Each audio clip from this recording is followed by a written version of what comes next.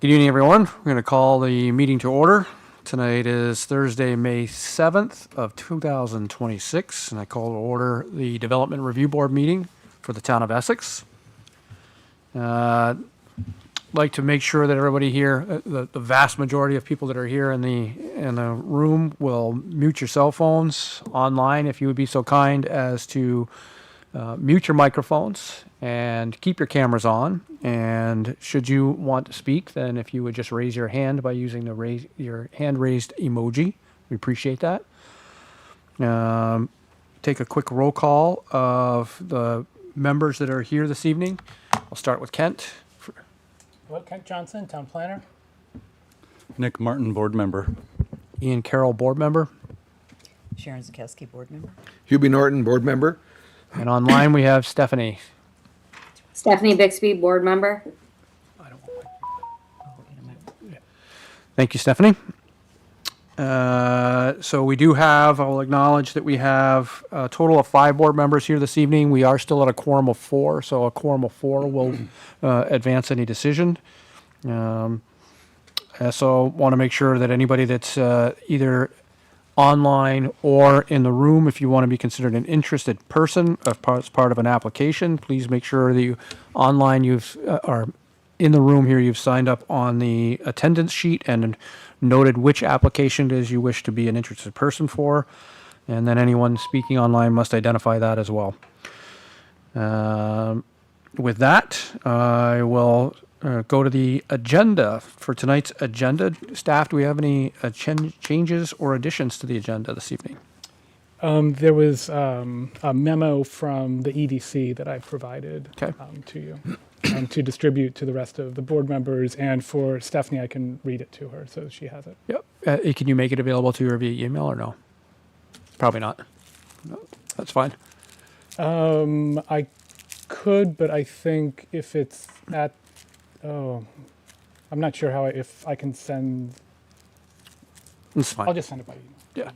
I'm sure that's fine. And we'll make sure, when we get around to that application, we'll make sure that the applicant has a copy of that as well. Okay. So one agenda addition is just that'll be a part of that application. Any other changes or additions? Board members? No. Stephanie? None? Hubie said no. Sharon said no. Nick? None. None? Great. I'll take a motion to approve the agenda. So moved. Moved by Nick. Do I have a second? Second. Seconded by Sharon. All those in favor, say aye. Aye. Aye. Aye. Stephanie, was that an aye? That was an aye. Okay, thank you. Motion carries 5-0. Now we come to the section of the agenda that's public to be heard.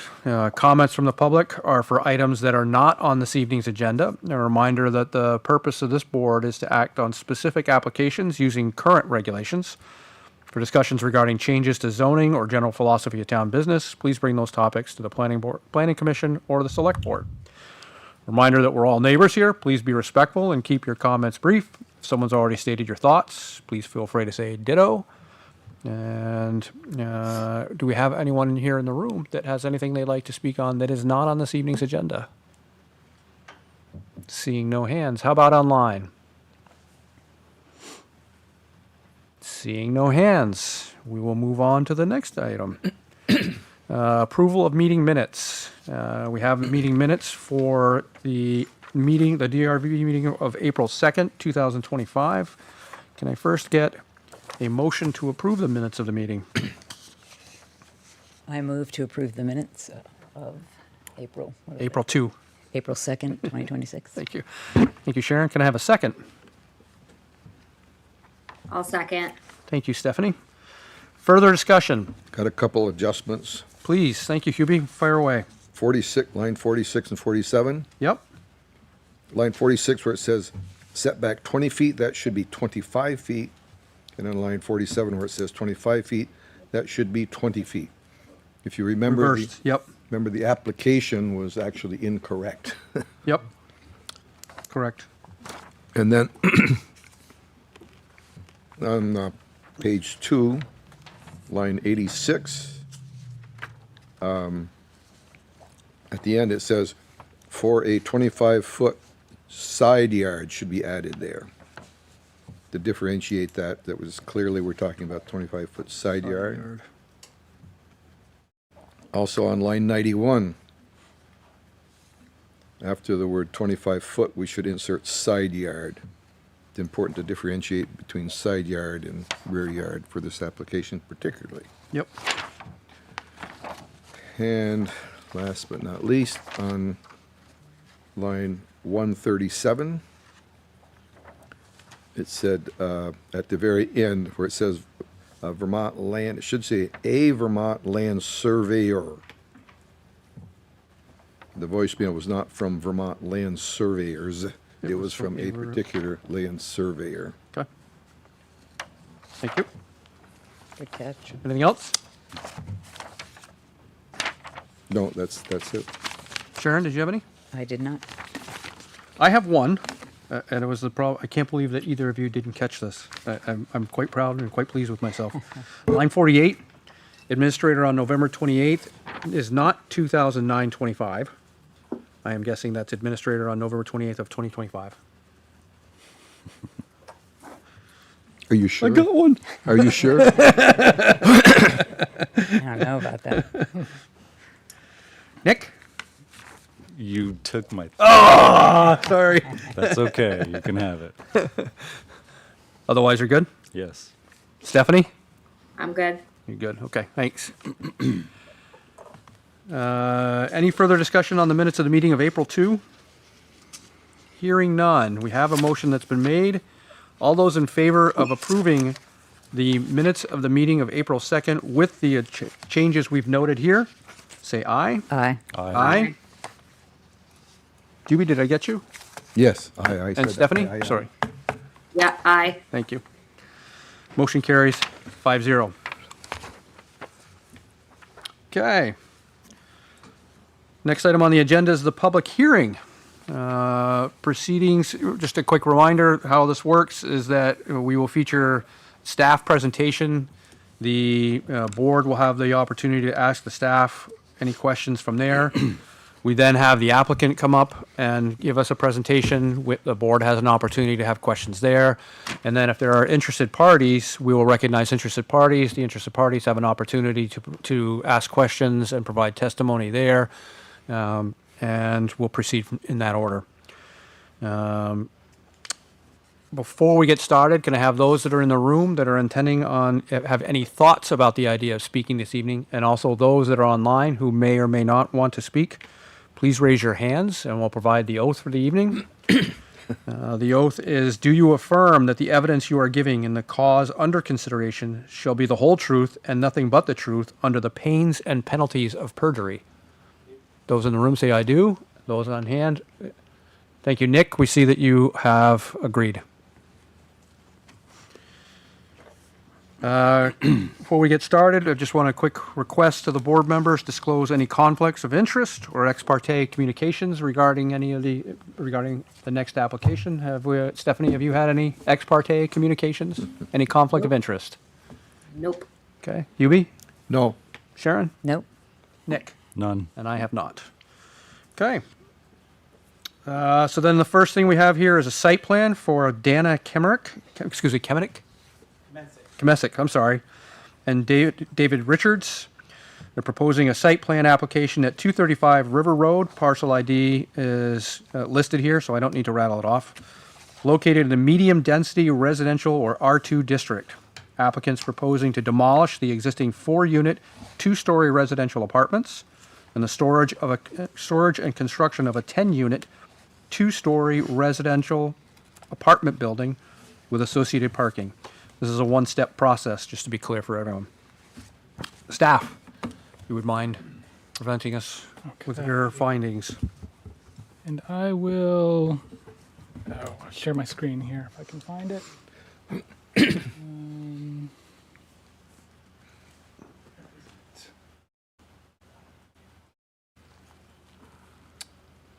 me a second here. There we go.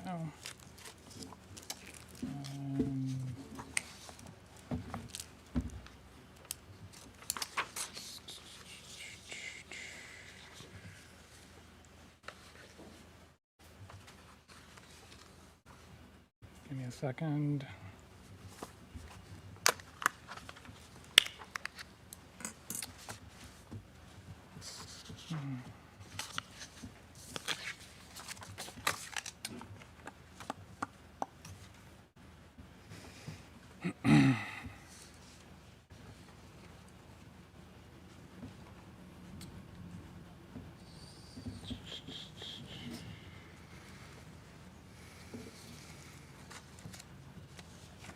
Okay, so this graphic shows the existing condition where the existing building is at the corner of River Road and Sand Hill Road. And the next graphic shows this graphic coming up. Shows their plans for the site, removing the existing building and putting in a new building that would have a parking lot in front of it.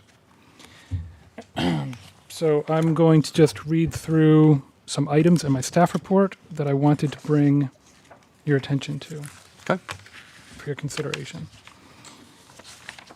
On line 101 in the staff report, the fire department provided some comments relating to the sprinkler system and where the mechanical items would be and some other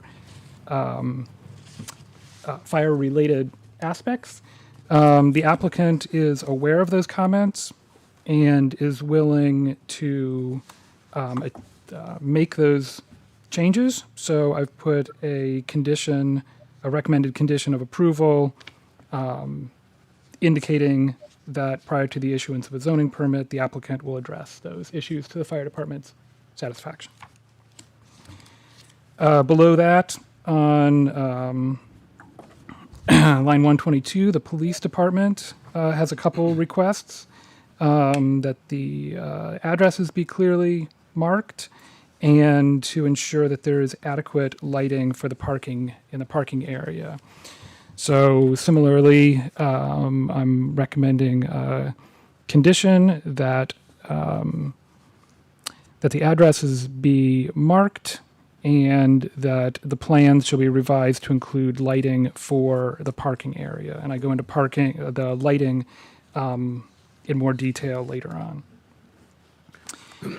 A little further down on line 149, I indicate there that the plans do show that there are some existing slopes over 20%, and that I've determined that the impacts to those slopes seem to be acceptable in this particular case. And actually, maybe I can get to a better drawing here.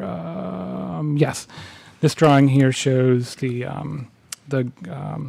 topographic lines for reference.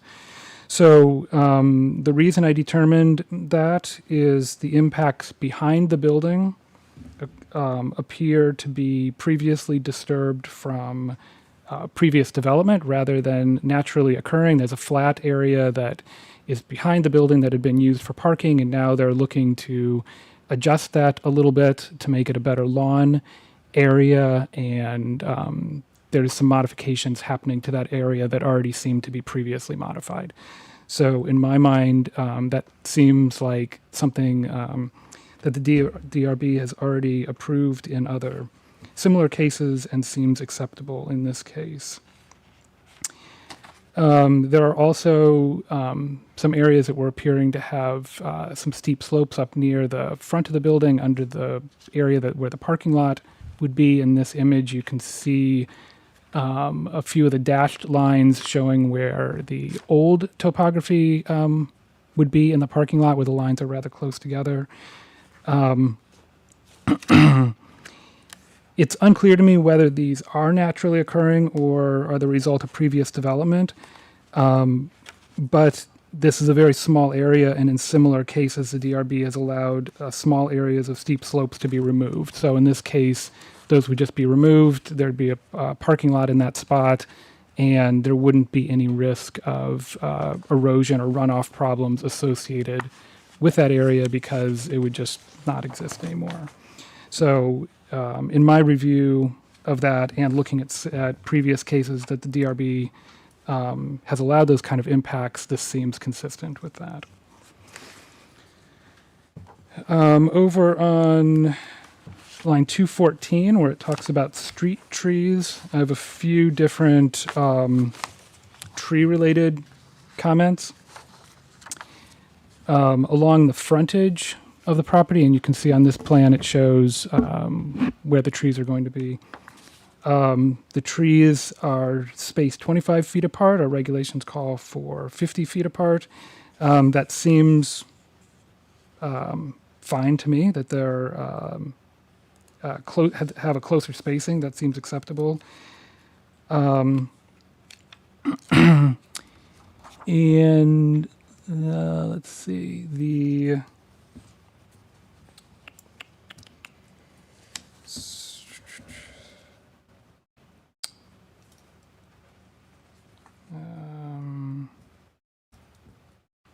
however, down a little bit further on line 234, I indicate that that those 6 street trees along there are further than 5 feet inside the property line.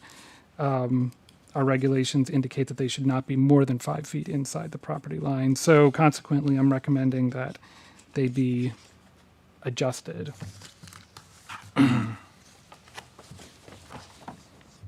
Of some of the trees that are being recommended on line 243, I had a question with that. They're proposing 6 service berries. It seemed like, from what I was gathering, and I'm not a tree expert, but from what I was gathering on their sheet, it looked like they may be too small and not have the minimum 2-inch caliper at the time that they are planted. So I just wanted to call that out and make sure that they're going to be adequately sized when they're planted to qualify as street trees. A little farther down the page, and when it talks about the landscaping for the parking areas, the most of the screening is along the River Road frontage, but they also have a frontage along Sand Hill Road as well. That side does not include street trees. So my recommendation would be to have street trees over on that side. I realize that the way that the grading is there, that may be a little complicated to try to get street trees in that spot. It may require a bit of extra grading. And I mention on line 260 that if there's any changes, substantial changes, made to the landscaping or the grading, it really should come back for some additional review from staff. It is beginning on line 282, where I talk about the parking area. The applicant is basically proposing some lighting in the entryway areas for the units, but not lighting for the parking lot and not lighting for behind the building. It seems like the police chief would like to see additional lighting in the parking area. And for me as a staff person, it seems like it would be beneficial to have some lighting also behind the building so that it's more usable for the residents there. The DRB does have quite a bit of discretion over what you feel like is appropriate for the lighting levels on the property. The applicant's not provided a lighting plan. There is an option to have a waiver from having to provide a lighting plan, and I mention the way that they could have a waiver on line 310. So I mentioned in there, beginning on line 317, that because they've not provided much in the way of lighting on the plan, that they're just showing the lighting by the entryways, that it does seem like they meet the waiver requirement because there's really not much to show in the way of lighting. However, if you did want to see more lighting in the parking area in particular, then that probably would be a good idea to have a lighting plan, particularly so the police department could see if the level of lighting is going to be satisfactory. All right, moving on.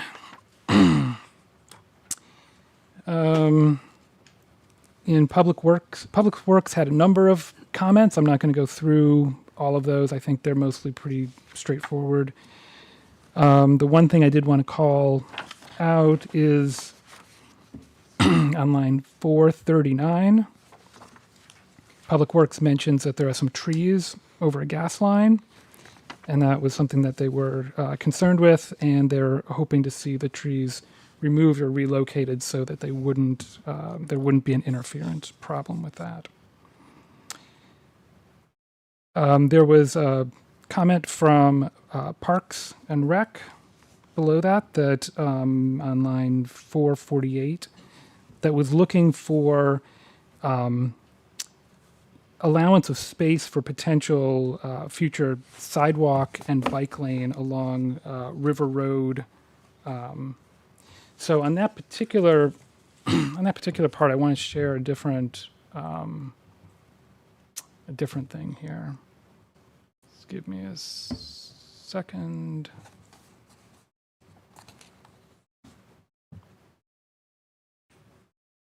Okay. And I do apologize. This came up just in the last day or so. This information's not in the packet, and this is the first time anybody's seeing this information.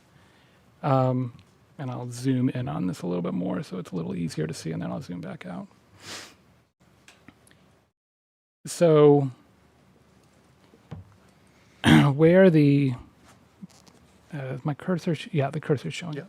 So where the cursor is, that is the property line along the River Road frontage. Along River Road, there seems to be enough room that there could be a future sidewalk and a future bike lane along the road. Along that side, it seems fine. So it seems like there's enough space to accommodate what Parks and Rec was looking for. However, on the Sand Hill Road side of the property, Sand Hill Road has already been expanded, widened before. So the property line is right almost on the edge of the road, if you can see where my cursor is there. Mm-hmm. So in order to get any type of bike or pedestrian facility along Sand Hill Road, we'd really be needing an easement area within the property to be able to have that work in the future. So that's what I wanted to share for your consideration with this. So on this drawing, what I'm showing is where it would look, where you would see a 20-foot wide easement. There's also since this is part of their frontage also, they have two frontages, there's a 40-foot setback. Let me just zoom in a little bit better so people can see this. Hopefully everybody can see that. So a 20-foot easement within the 40-foot setback, that's already an area that they wouldn't be able to develop. That could be an easement. Probably we don't have to make a decision at this point whether it would be a sidewalk or a shared use path or what it would be in the future. It would just provide a space so that in the future the town would have an opportunity to put something there that seemed appropriate. I brought this to the applicant's attention, and they didn't have a problem with it so far, and I'm sure that they can speak to it when they have an opportunity to. Let me just share a couple other things that go along with this.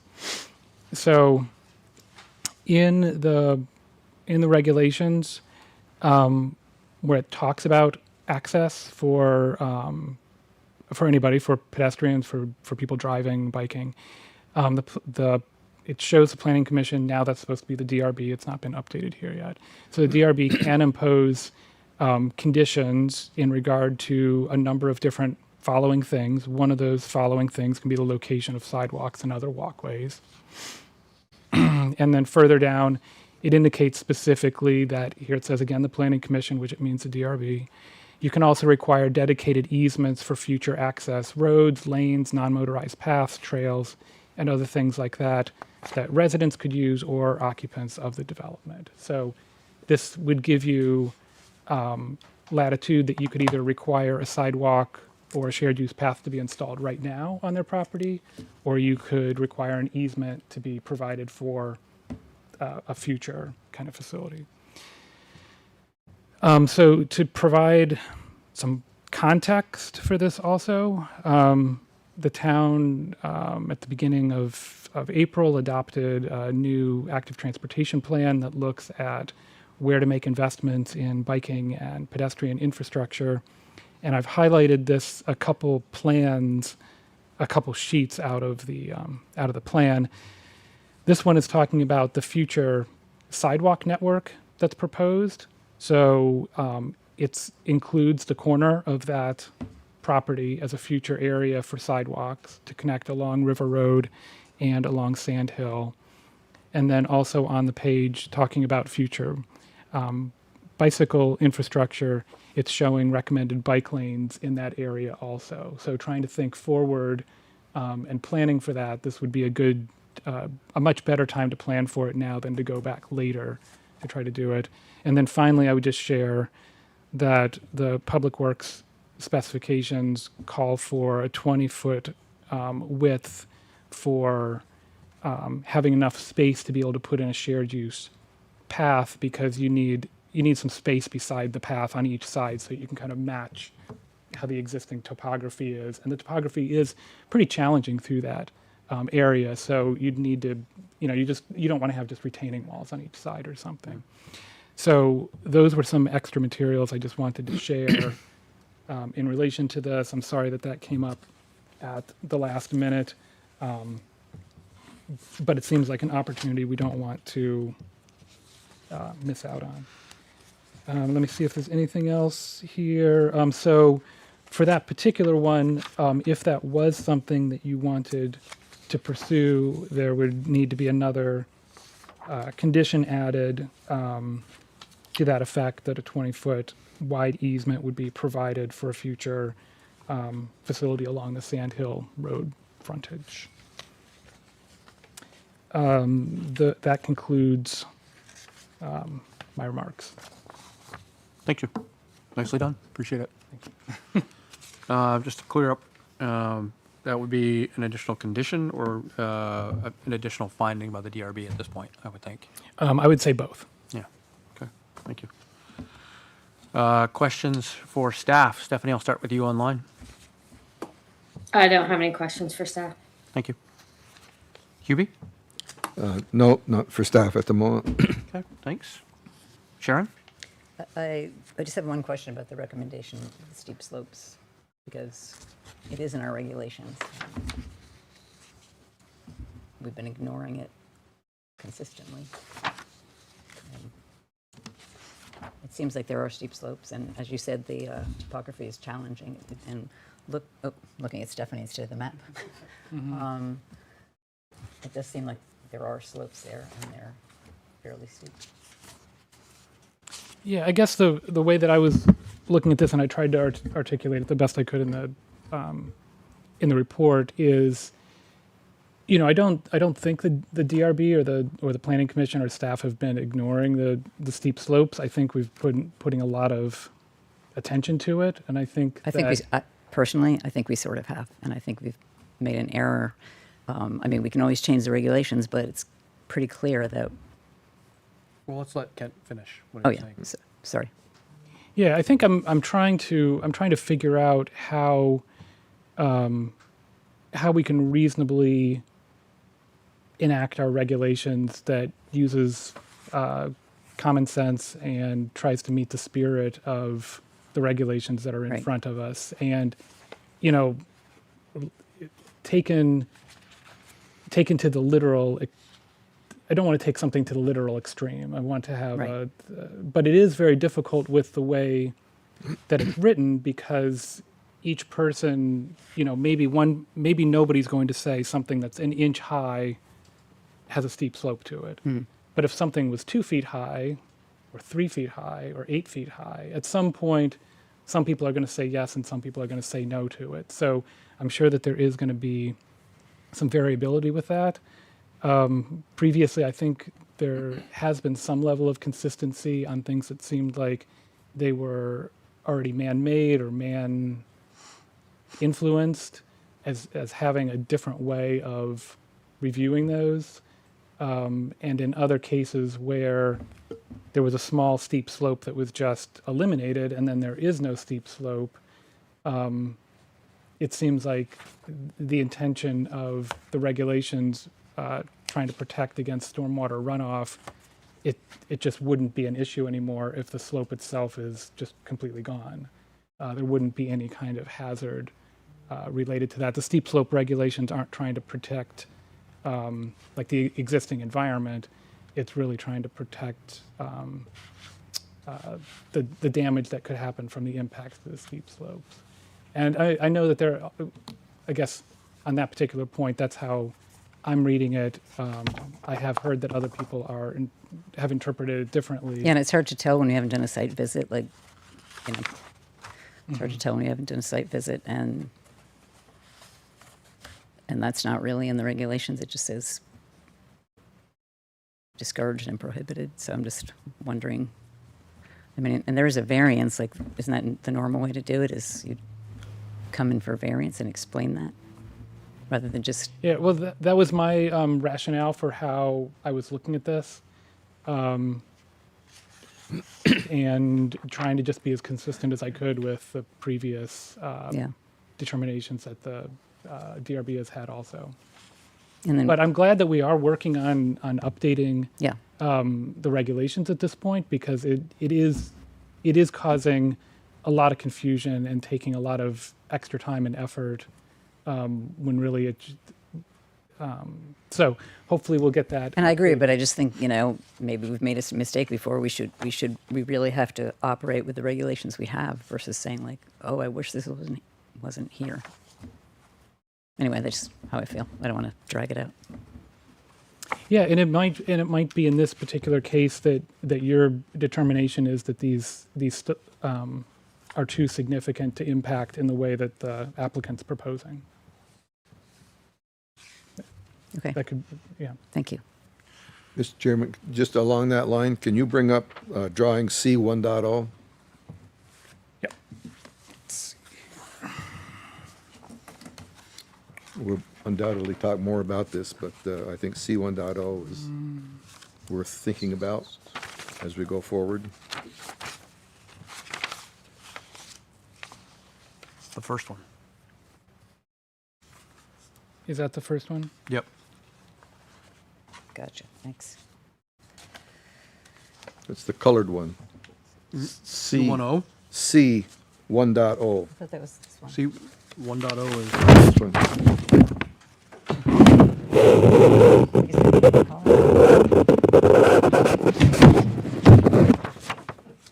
that's the existing, yeah. We didn't get a colored one, but Oh, you're special. you must have gotten there right when Brittany was sprinting. Yeah. I didn't get a colored one, no. Okay, this is oh, this is yep. the one. This is No, it. there Here it is. is. It's further on in the Here it packet, sorry. Yeah. Sorry about that. Yep. Was it? It is, it's further down in the packet. Yeah, It's, because it's the- labeled the because- same, but Yeah. Oh, okay. Because this shows the slopes that are impacted to, And Right. actually, and we'll talk about more about it later. we will, yeah, yep. Yeah, here we go. This is the existing This building. this is the better Yep. the Correct, the but- better sheet to Yes, look yep. at. That's better. Yep. better. So this Yep. shows the impacts there. Exactly, So yep. the one area is behind the building, in the area that currently is, well, here you can see how there's the ramp up to that kind of parking Right. or upper area that's there, and you can see where the original topography went across the hillside, and then you can see where all of a sudden that area was cut out and how the topography is different related to that cutout area. So this drawing is showing the impacts to those areas that are over 20%. The area behind the building would be regraded with a different way to walk up into that upper area. and then that other area kind of over by the parking lot area, that just goes away because it would be under the Correct. building, so that just wouldn't exist anymore. Yep, much better plan to show Thank the you. impact, yep. Thanks.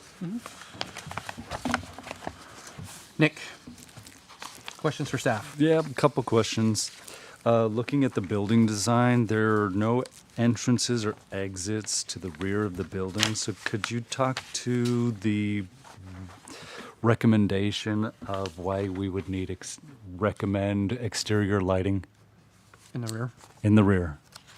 Yeah, so it looks like they have, and I'm not sure how they, the way that I was interpreting it, or maybe it actually says it somewhere, is that the flattened area behind the building would be an area usable for residents, and they would be able to walk next to the building, go up this ramped area, and then have this area behind the building that would be basically their yard space because the front area is all parking lot. So if there was lighting in the rear of the building, it would allow the residents to use that area more comfortably or for longer periods of time. If it's dark there, then it just is less usable for the residents. Got it. Okay, thank you. Second question. If one were traveling on Route 117 going eastbound and wanting to turn left into the property, they would be utilizing the turning lane that's currently used for Sand Hill Road. So is the town amenable to extending the turning lane, or is there some kind of potential issue there with residents or visitors turning left using that turning lane versus what exists now for Sand Hill? VTrans reviewed that and was okay with the design. I don't have a more specific answer than that, but it's VTrans Road, and they needed to approve the design of the driveway, and they looked at the details associated with that and its proximity to the intersection. So you're saying they signed off on it, more or less? Okay. Okay. That's all I had. Okay, thanks. Okay, at this time, I think it's a good time for us to have the applicants come on up. If you would, state your name, your place of residence, and tell us a little bit about your project. Yeah. Good evening, everyone. My name is Jeff Oleski with Catamount Consulting Engineers. I am the civil engineer for the project. Can I just notice someone was waiting to be admitted? Yeah, I did just Okay. let them in. Yeah. Perfect. Sorry, I've been trying to keep an eye on that. You have him on the microphone? It's hard. Yeah, okay. We good? Also in attendance tonight for the applicant is Warren Irish with G4 Architects. He'll help answer any questions related to the building. We were also hoping that Dana Kamencik, one of the property owners, was going to be available online. I'm not sure if I see him up there yet, but hopefully he pops in at some point if there's any questions that arise. But the intent was for me to give the majority of the presentation here this evening. So I guess I'll just start off, if the board's okay with it, with a brief overview. Ken did a great job, I think, of outlining a lot of the staff notes previously. And for the most part, I say we're very comfortable with the majority of them. Many technical in nature that are, I think, easily resolved. But what we have right now is a property that's a little over 2 acres that has kind of an existing non-conforming residential structure that I think most would agree is a little bit of an eyesore right now out there. It actually doesn't even qualify with the setbacks. It actually encroaches out into the right-of-way. And so we're attempting to remove that and provide another community resource as far as some affordable housing out on this property. And so what we've done is try to come up with a site plan design that ultimately meets the goals of the applicant and owner, but still works within the constraints of the property. There's obviously been a lot of conversation this evening already about the slopes, steep slopes, and I definitely want to touch on that because the site configuration and the presence of those slopes and our inability to impact any further slopes kind of drove the site design. And I'll allude to that a little bit. And potentially, Ken, if you wouldn't mind pulling up the existing condition site plan and maybe even that color-coded one, that we were just looking at, so I can kind of explain a little bit of the existing conditions and how we got where we were. In the meantime, also, feel free to interrupt me at any point in time. Yeah, of course. I can get long-winded sometimes. We're used to that here. Yeah. So, and I apologize for several of these sheets being listed as C1 and for the confusion, Mr. Chair Member here. Ultimately, we had an existing condition site plan that was the C1.0 sheet. But at the request of staff, they wanted us to highlight the existing slopes that were over, I think, 10 to 15%, which are the yellow areas you see on the site plan. And then anything 20% or over, which is the red areas you see. And as the site currently functions, you've got the long rectangular building in the middle of the property on the south side along River Road, and there's a parking lot to the west, a large one, but then there's that road that goes up, and previously there's been a cut-in gravel parking lot up there that was done prior to our involvement with the property and project. And so, we certainly understand in the intent of the town's slope regulations and not trying to impact slopes more than 20%. Just pause for 1 second. Where specifically is that parking lot? So that white area, essentially, yep, you okay. see between, Yep. within the red, Gotcha. that yellow strip is more or less a grade, a driveway going up to that upper parking lot, which I believe sits maybe 8 to 10 feet above the rest of the property. And that was just used as a overflow parking lot, and 20% slopes between that upper plateau and the remaining portion of the property to the south were kind of man-made. And so when we were looking, and then there's obviously another small area, that red V you kind of see in the corner. That's almost like a little hill or ledge outcropping. Wouldn't really call it a slope, but when you look at grades, mathematically, it qualifies. So we wanted to make sure it was shown and included. But so when we were looking at developing the site, understanding the setback requirements, and needing to get the building kind of away from River Road, we didn't want to get into the natural 20% grades up above that upper parking lot, but we thought those kind of man-made slopes between, that even though they're more than 20% or around 20%, would be functional to impact those and actually stabilize them in a fashion that would provide some better stormwater management from the site, as well as permanently stabilize it so erosion did not become an issue.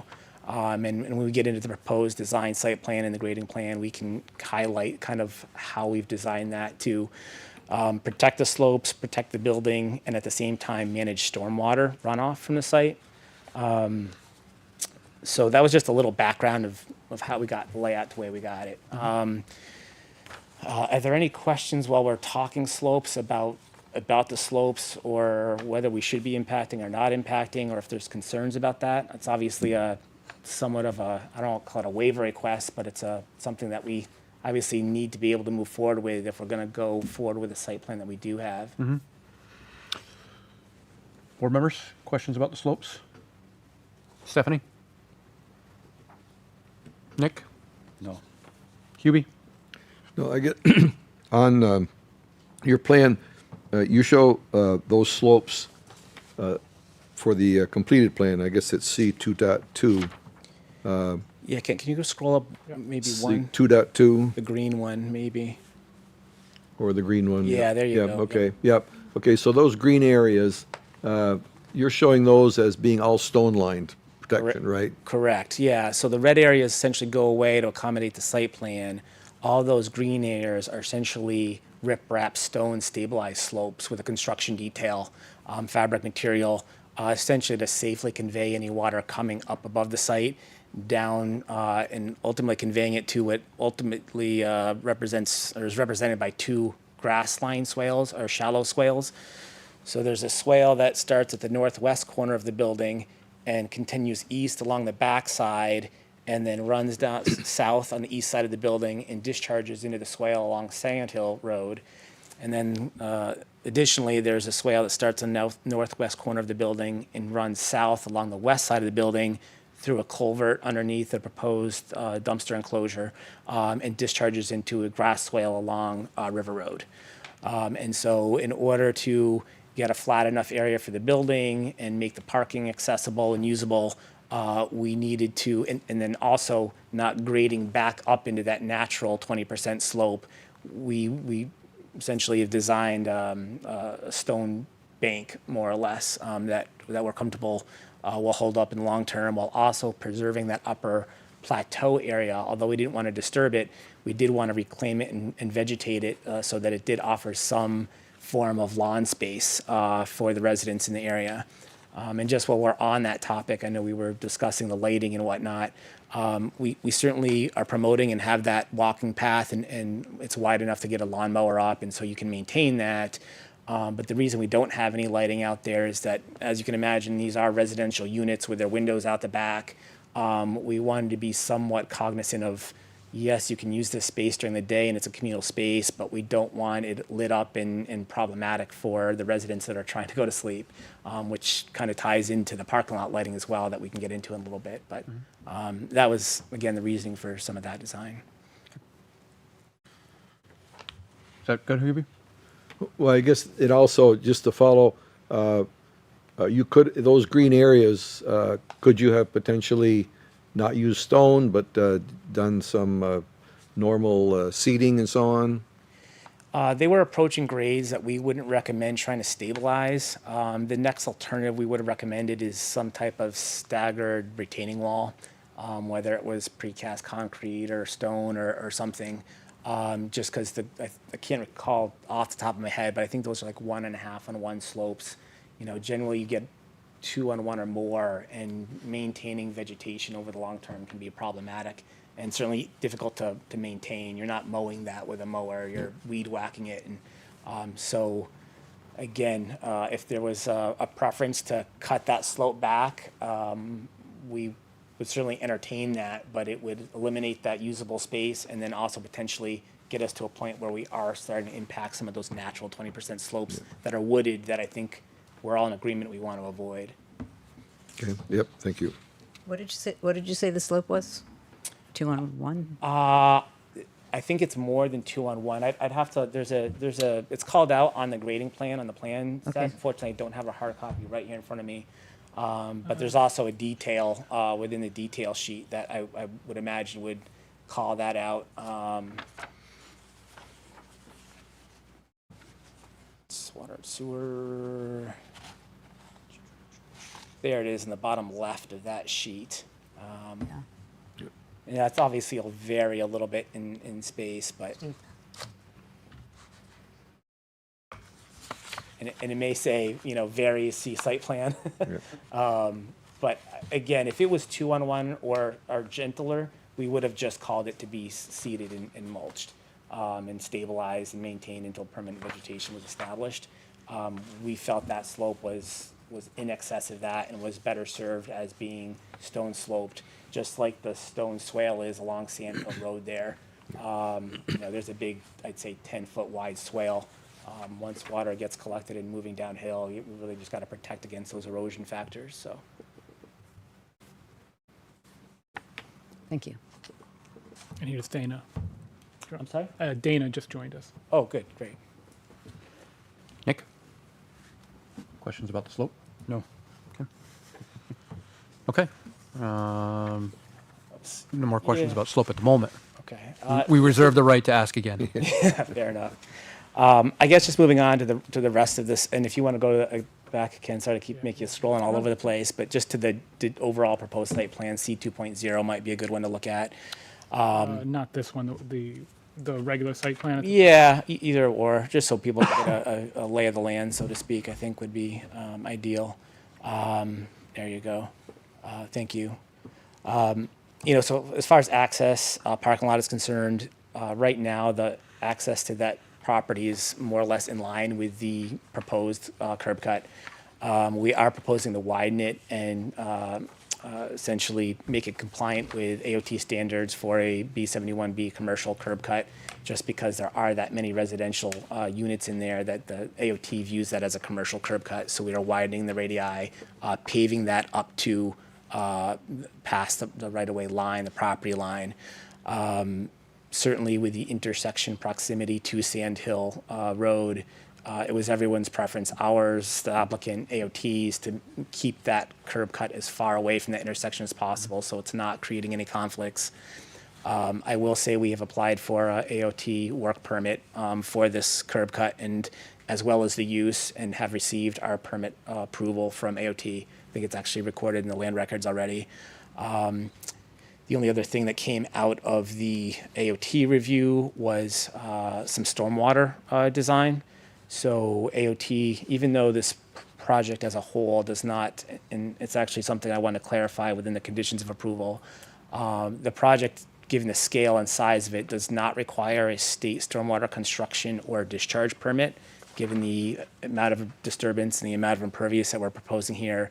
However, AOT did require us to do some stormwater design and provide some pre and post development matching numbers. And I believe it was up to the 50-year rain event.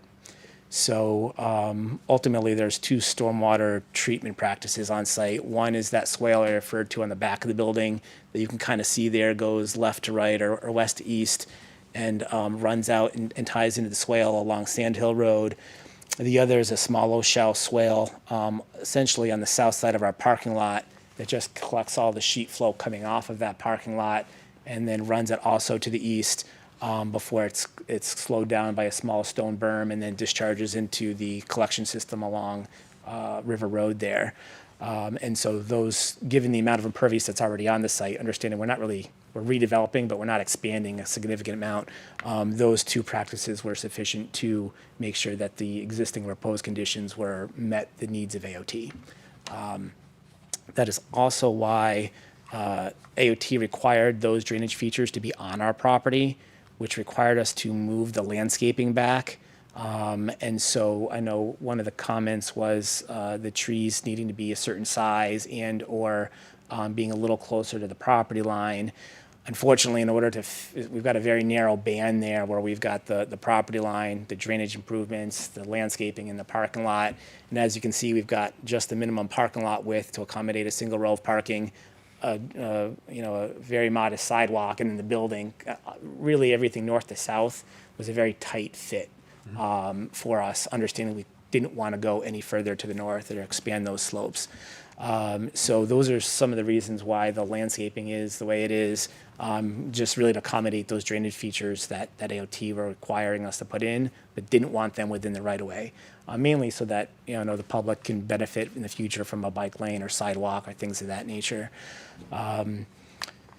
Along those same lines, I think there was something mentioned before about a lack of street trees along Sand Hill Road and maybe a denser component along River Road. And that's some of the justification for design there is the grade along Sand Hill Road. Anybody that's come down Sand Hill Road into the approach of River Road, that's a very steep road, and there's not a lot of softening of that grade before you actually get to the signalized intersection. And so there's a large stone swale directly adjacent to, it's actually on the property within an easement already. We also have a municipal water main and easement along that stretch of property as well. And then we've got our stone slope.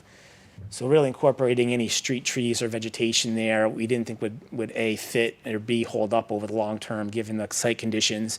And so understanding majority of the parking anyway was visible from River Road, we focused and did some more dense landscaping along the frontage there, as well as around the corner of the intersection, really to screen that parking area in the building. So we're hoping that the board is understanding of that component of the site design and layout and why we chose what we did.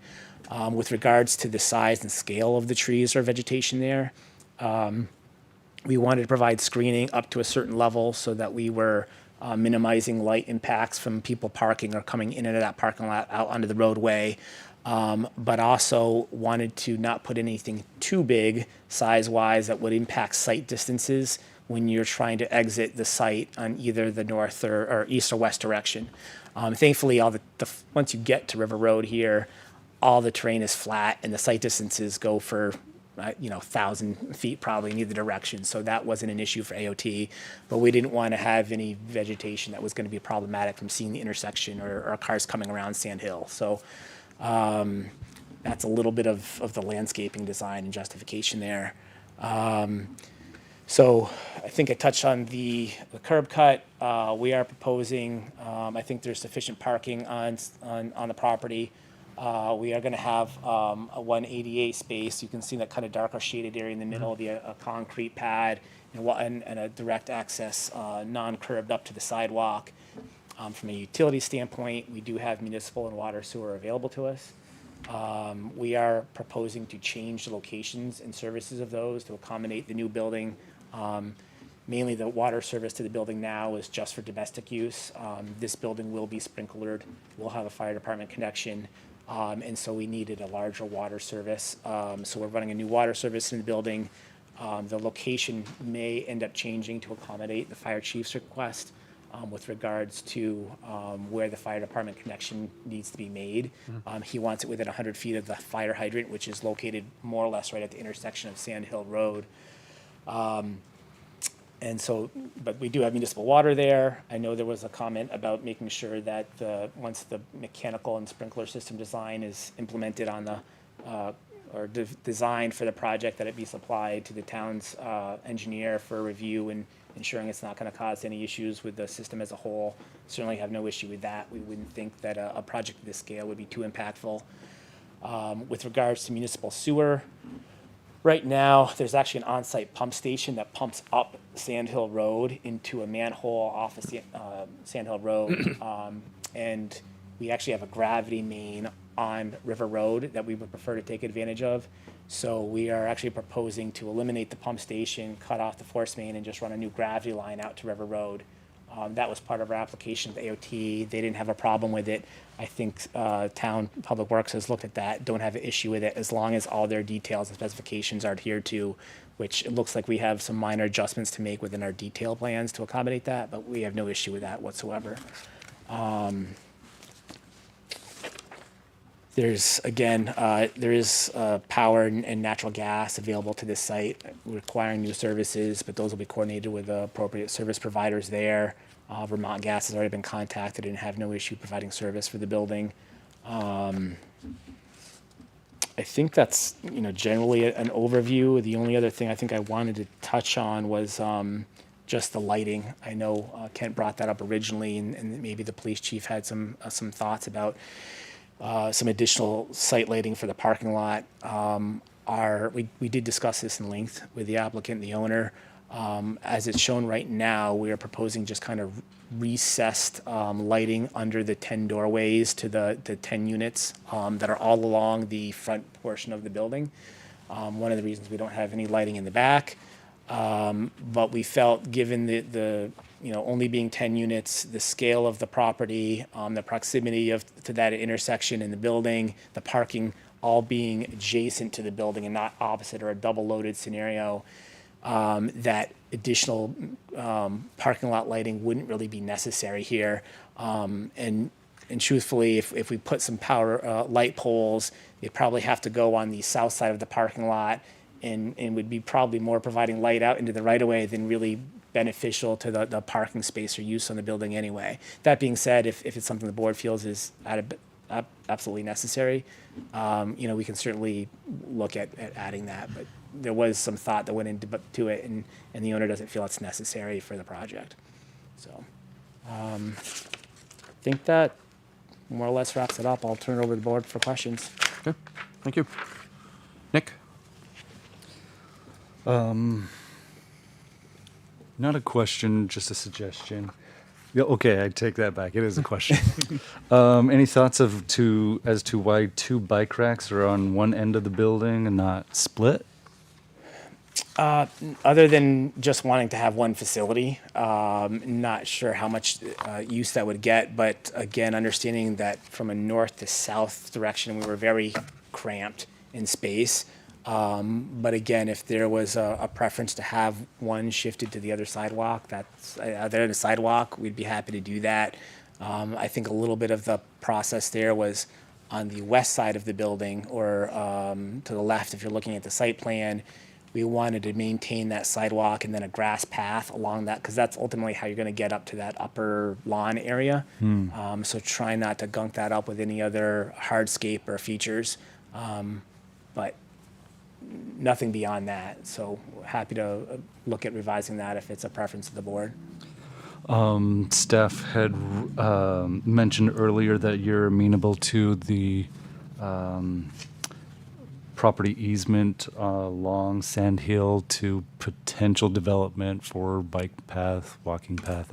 Can you confirm that? Yeah, so Ken reached out to us about that this morning. I had an opportunity to talk to Dana about it today as well. He has zero reservations about adding that to the site plan and granting that easement.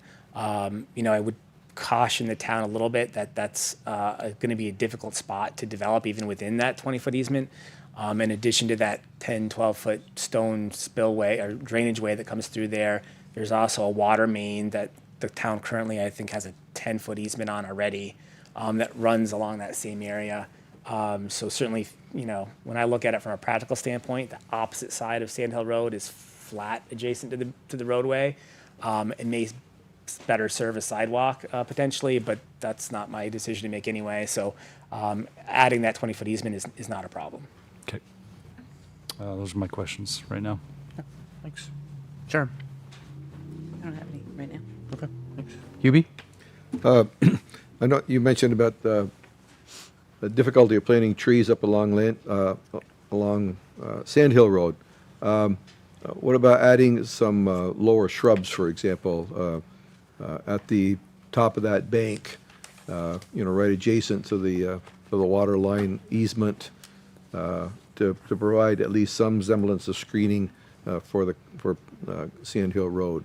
For some, like I say, smaller shrub, not necessarily street trees, but some other landscaping along there. Yeah, I'm not opposed to it. As it's currently graded and constituted right now, you can almost kind of see that white strip that comes down between the stone swale along Sand Hill Road and then our stone slope that we've got accommodating the grading scheme.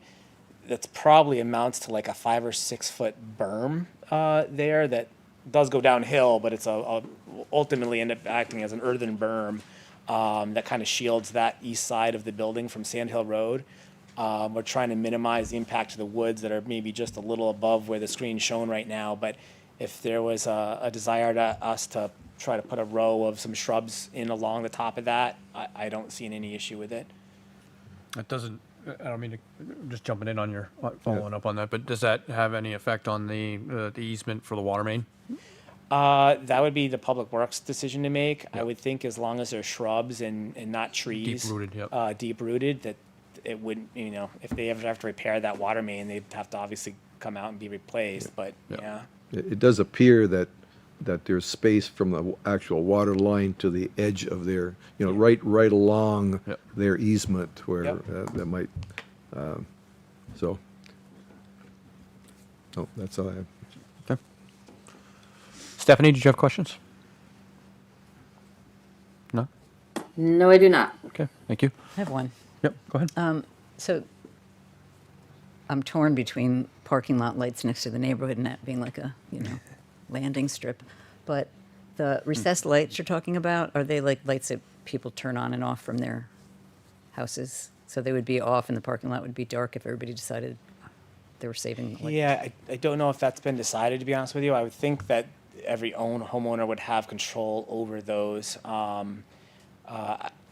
Ultimately, there's kind of a sidewalk that's within that inside U, and there's a couple stairways that go up, and then there's, so there's 2 levels. There's like balconies there, right? Right. Yeah, exactly. It's all a walkway on the So it'd second be level. pretty too. dark in the parking lot. Yeah, potentially. I mean, because you can see kind of the notch outs within the building footprint. I sort of like that environmentally, but Yeah. safety. Yep. No, and we understand the safety component and all that, and we mentioned maybe even one over by the dumpster enclosure for just people bringing their trash or recycling out at night. And again, it was all close enough, and thinking there's enough ambient light that it wouldn't necessarily be required or necessary for people to feel safe in this parking lot. But again, if the board's got a different preference. And I was thinking they're all going to be pulling in with their lights on facing the windows too, so that's going to be a little tough. Yeah, exactly. And people on that specifically on the first level on the end units will have to find some way to manage that, obviously. But also another reason why we don't want a lot of pole-mounted lights on the front parking lot for the same reason we don't want lights on the back of the building, is that people are living there. There's bedrooms, there's, components of that where. And you have a house that's pretty close to. Yeah, yeah. Trying to be cognizant or mindful of that at the same time. Thank you. How close, you said? Sorry, just making sure you're No, I was set. done. Okay. That's why I say thank you. Yeah. That intersection is street lit as well. I believe so, yes. So, Thank so there is some lighting that's available there. Yeah, that was the ambient light I was referring to. I think there's a Right. couple, all the power poles within that intersection, I think I don't know what the timing of it is or if they're on all night. I'm not Yeah. intimately familiar with that. But. Okay. Good point. I'm wondering about the idea of being able to pull together just a lighting plan from what you have planned now, just to reflect what's available, and running that by the police department just to see, because it's hard for us to know what that lighting will actually do without having the plan in place. So. Are you talking about the building recess lighting? Yep, like Yeah. just having the lighting plan for what you have designed currently, so Sure. that we can see what is that lighting that you're talking about, what is that going to do as far as coverage in the parking lot at all? And how it's acceptable to the police. And whether or not it's acceptable to the police, right? Sure.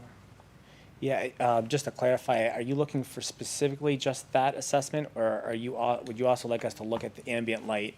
I think it would make sense on your behalf to look at the ambient light as Yeah, well. I mean, it's just a matter of, maybe going out there with a photometric meter Yeah. at a certain time of night on a relatively Right. clear night and kind of taking some readings out there. Yep. But that can be done. Yep.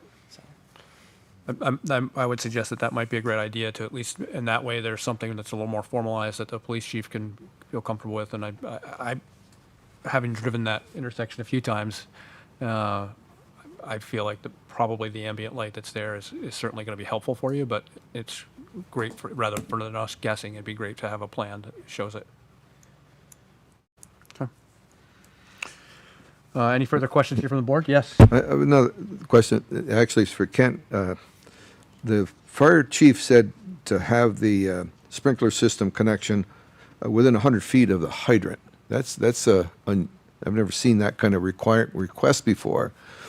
It seems in order to meet that requirement, the connection would have to be on the easterly end of that building. Now, I'm not a firefighter, but it would seem to me that is the opposite end from where you would want to have it. You would want to have it more towards the entrance of the parking lot. So I'm curious, do you know where this 100-foot comes from? No, I don't. I would imagine that there could be an opportunity to have a conversation back and forth. Yeah, with it, if there's a concern. Yeah, I just Yeah, I don't know where. I just provided the comments that the fire Yep. chief had. okay, no, that's all I had. Okay, thanks. Okay. I think at this time, I would take a motion to open up to interested party testimony, public.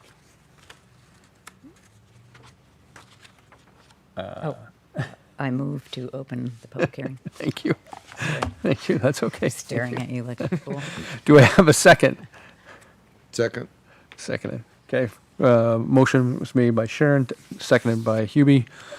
Any further discussion? All those in favor, say aye. Aye. Okay, motion carries 5-0. So if you don't mind stepping down for a second, well, actually, we'll see if there's anybody here that wants to come up. So, do we have anybody in the room that wanted to come up and speak about this application? Seeing no hands. How about online? I do have one, yes. Chair recognizes Cheryl. Hi, this is Cheryl Van Epps of 8 Rustic Drive. I have two questions. One is the east side of the building I saw has windows, and I'm thinking of the sound coming off of Sand Hill Road. Is there any way to reduce the sound, make it more soundproof for folks who are living in those units? You have two That's my questions, first Cheryl? question. Yep. Yeah, that's my first. Okay, the second is I'm envisioning if I'm in a wheelchair, how can I go and enjoy the lawn area in the back?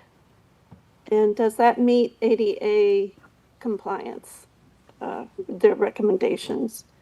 I saw the slope is 10%. Those are my questions. Thank you. Thank you. And so I really can't speak too much to the first one other than in just noting that we do kind of have that earthen berm there to shield somewhat of the noise coming off of Sand Hill Road. Warren may be able to express from a construction standpoint as far as building materials or soundproofing or what could be done along that east side. But quickly getting to the second comment, that slope is not ADA compliant. It'd be very difficult to make it ADA compliant. It's really was just kind of put into an attempt to provide some opportunity to take advantage of some green space we had out back. I'm trying to think of a way that just the natural grade and terrain of that property, in order to get an ADA compliant access back there, you'd probably have to be going back and forth 3 or 4 times to get up to the top of it. So if the board thought it was a requirement or necessary, we could look at revising things, but from a practical standpoint, I don't see how that's necessarily feasible, but I also don't know if it's required either, so. Thanks. Lois.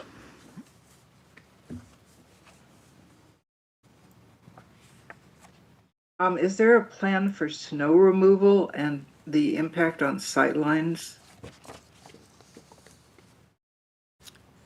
Yeah, so essentially, again, it's understandably a very tight site, but we have shown, I believe, and accounted for snow removal on the east and west ends of the parking lot. It's not a very big parking lot because it's a single loaded one. And so we've provided enough space between the landscaping and the corners and specifically on the east side to have enough room for the amount of snow that we anticipate that parking lot getting on most days. So. This plan right here. Okay.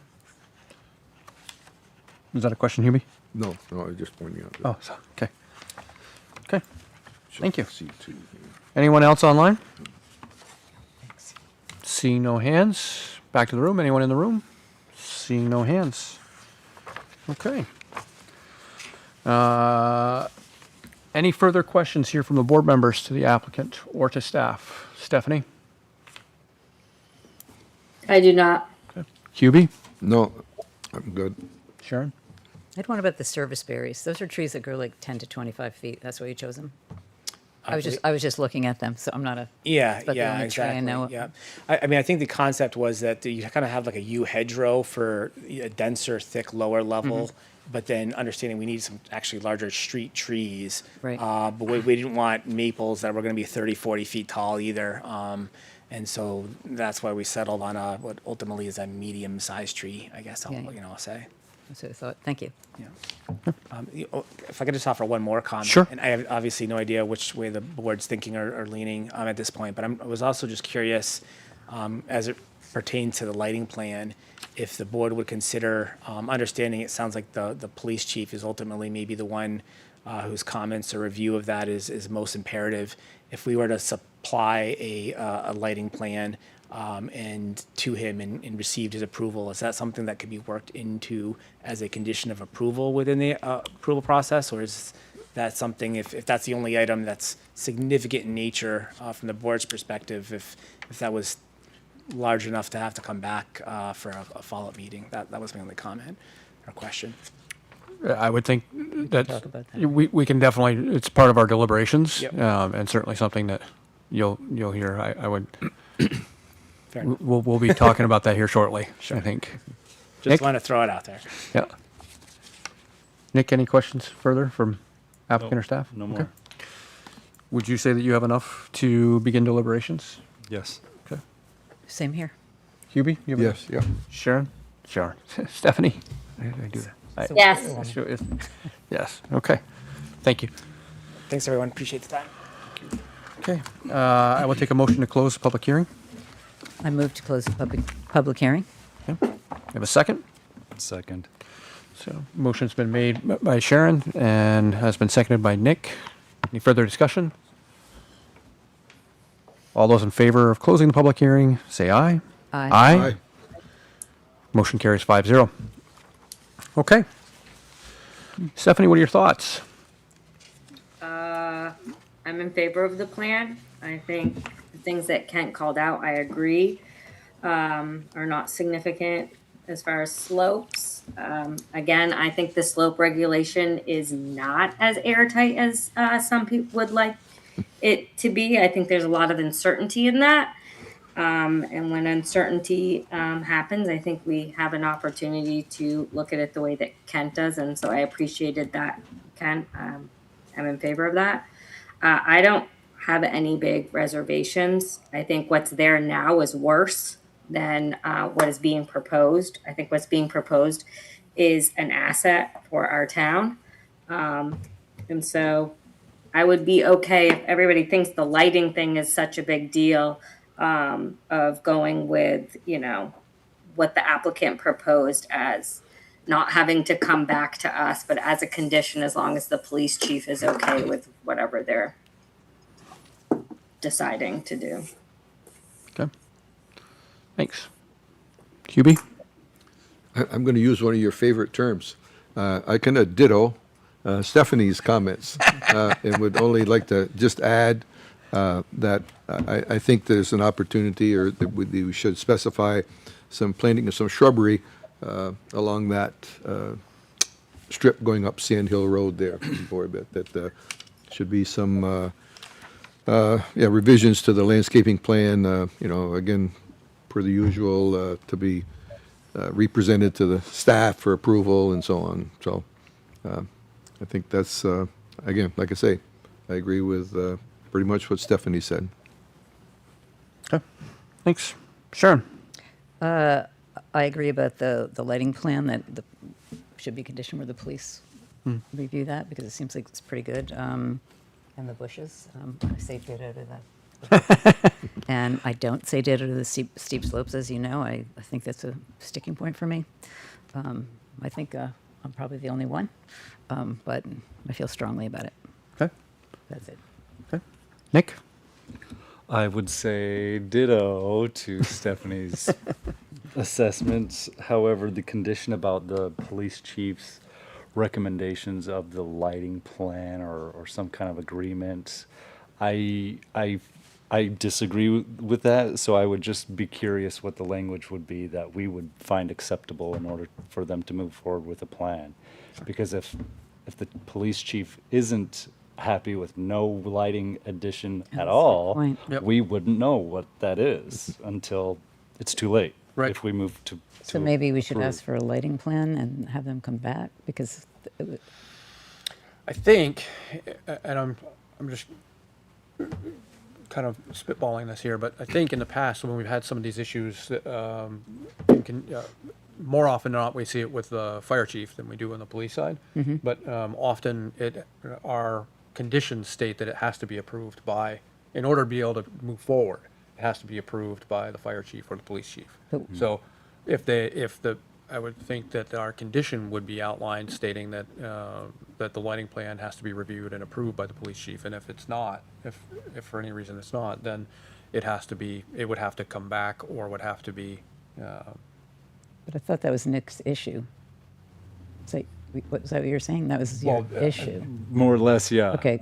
If there's additional requirement for lighting, we would want to know about that, wouldn't we? But I think we would know about that, right? Because it would have to. Kent wouldn't have to come back to us. What if? If they didn't agree upon a what if- lighting what if plan, the police- then it would have to come back, but only if and then. But what if the police chief said, like, light it up like a fire, and, Yeah. like the whole neighborhood, and I don't agree with that. That's Yeah, that's right, my point, right. right? Yeah. Yeah. Now I'm getting Right. your point. That's true. Oh, okay, I get you. I see what you're saying. Okay, on the flip side of like, it, he says he Right. wants it We lit want up to like see the it from the moon. Right. I mean, I don't really care about lighting, quite frankly. As somebody who grew up in rural Vermont, yes, I lived agree. in the pitch Yeah, dark. but So if the police chief wants a lot, it's going to disturb the neighbors. Right. yeah, so I'm not saying that I have a big deal with what they're proposing for lighting.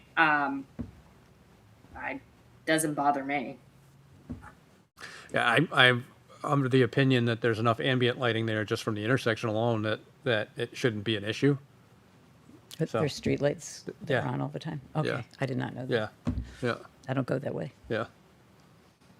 Yeah, that corner in particular, it wouldn't necessarily light up the entire parking lot the entire time, but I think there's enough ambient light there that it would, certainly. Especially since the building itself, which would block a lot of that, the Yeah. current building would block a lot of that. Yeah. This new building is gonna be set back, so. Gotcha. That's just my guess, but, okay, that's a valid point. Okay, Yeah, I just said, if, so if at some time in the future, the residents there decided that maybe we need a little bit of lighting, what's to prevent them from sticking up a light? yep. That's true. You can do that? Well, they could decide. I don't know why you couldn't. Oh, it's not rental? I would imagine these are apartments that are rented, so, Yeah. so, But, well, yeah, I mean, yeah. The I guess landlord we would didn't have ask to- that question, but yeah, right. yeah. Yes. For for the police chief or the fire chief or public works or anybody who needs to be satisfied with conditions, there is some review that needs to happen for it still after you would approve it Right. with those conditions. For the fire chief and police chief, the communication could be through my office, so we just make sure there are maximum lighting levels and lights not supposed to trespass on adjacent properties. It's supposed to be shielded. I could make sure that it's not exceeding our requirements that we have.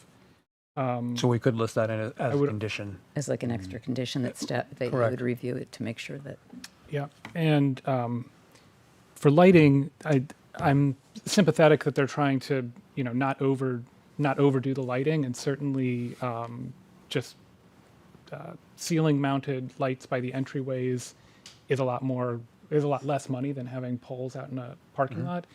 But it is just shining the light right by those entryways. And in an apartment complex that I lived at before, we had like wall sconces that were outside that would light up the entryway, but they'd also provide light out into the parking lot. And depending on how bright of a light bulb you put in there, it would make a big change for the parking lot. It really, I put in a brighter light because the parking lot was very dark.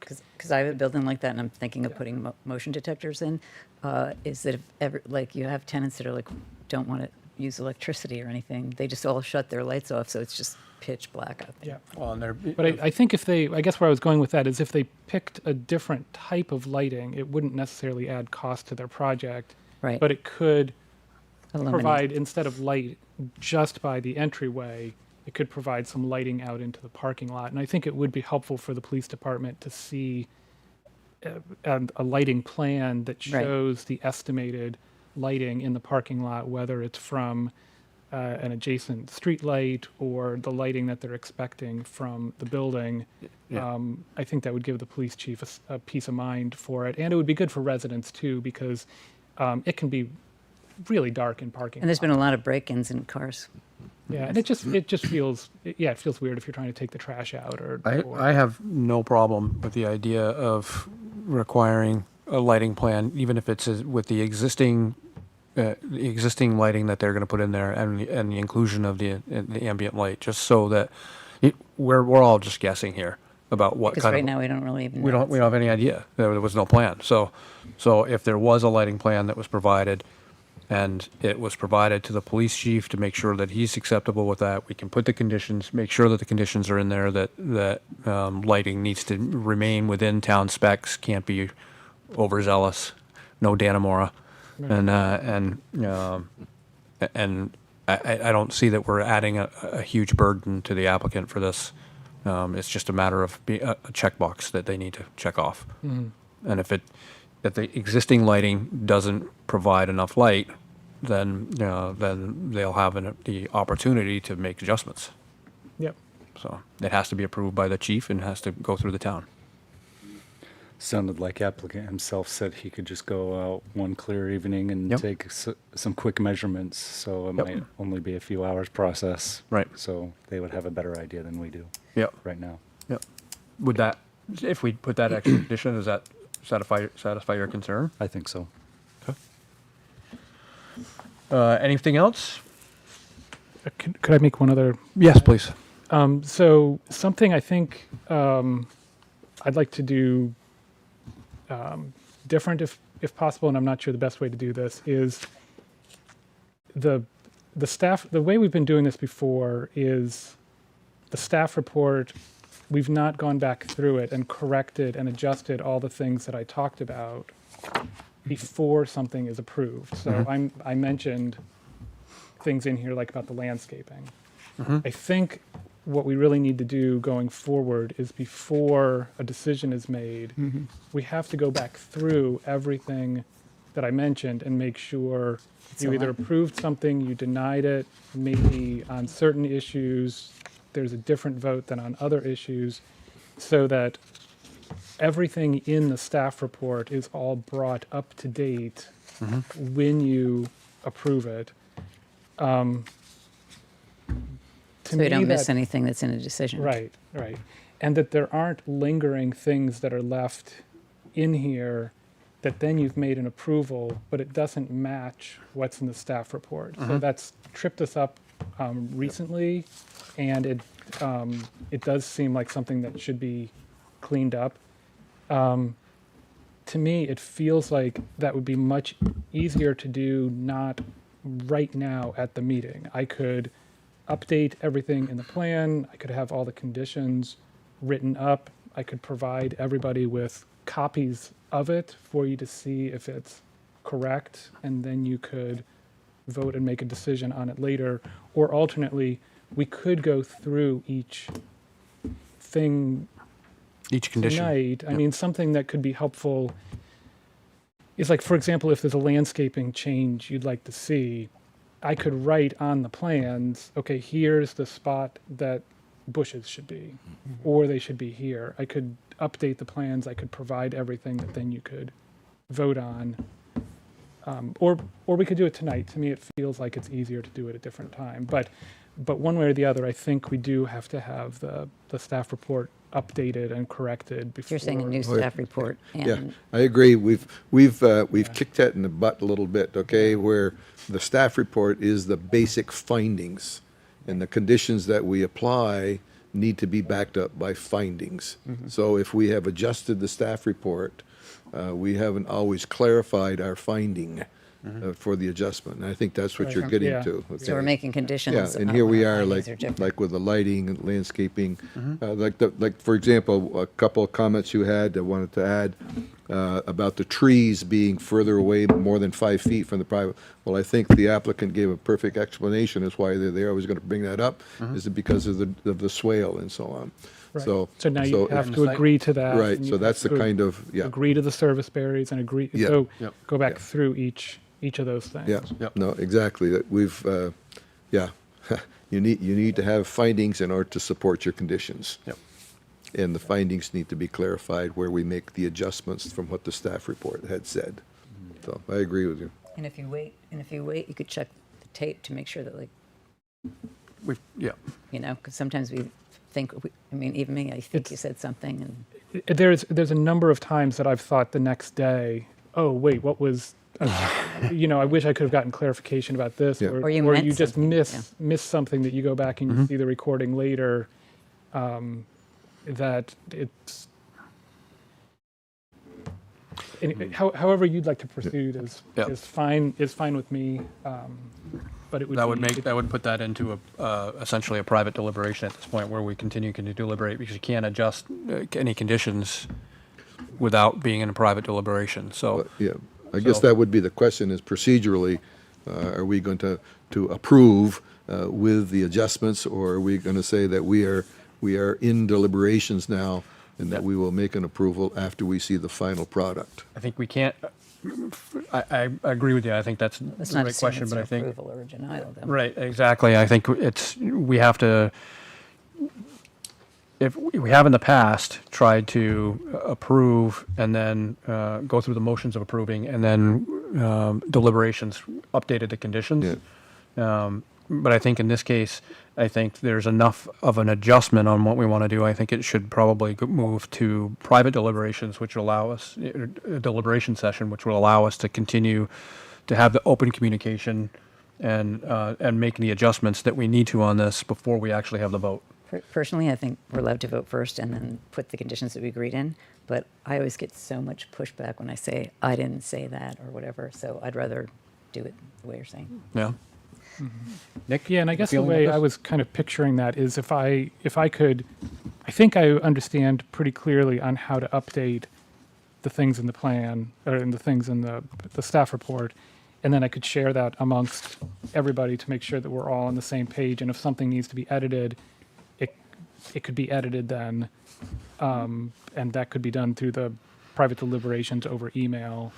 To me, I was kind of feeling like that would be the easiest way to do it. We wouldn't have to necessarily be talking back and forth with it. Because we pretty much here decided most things.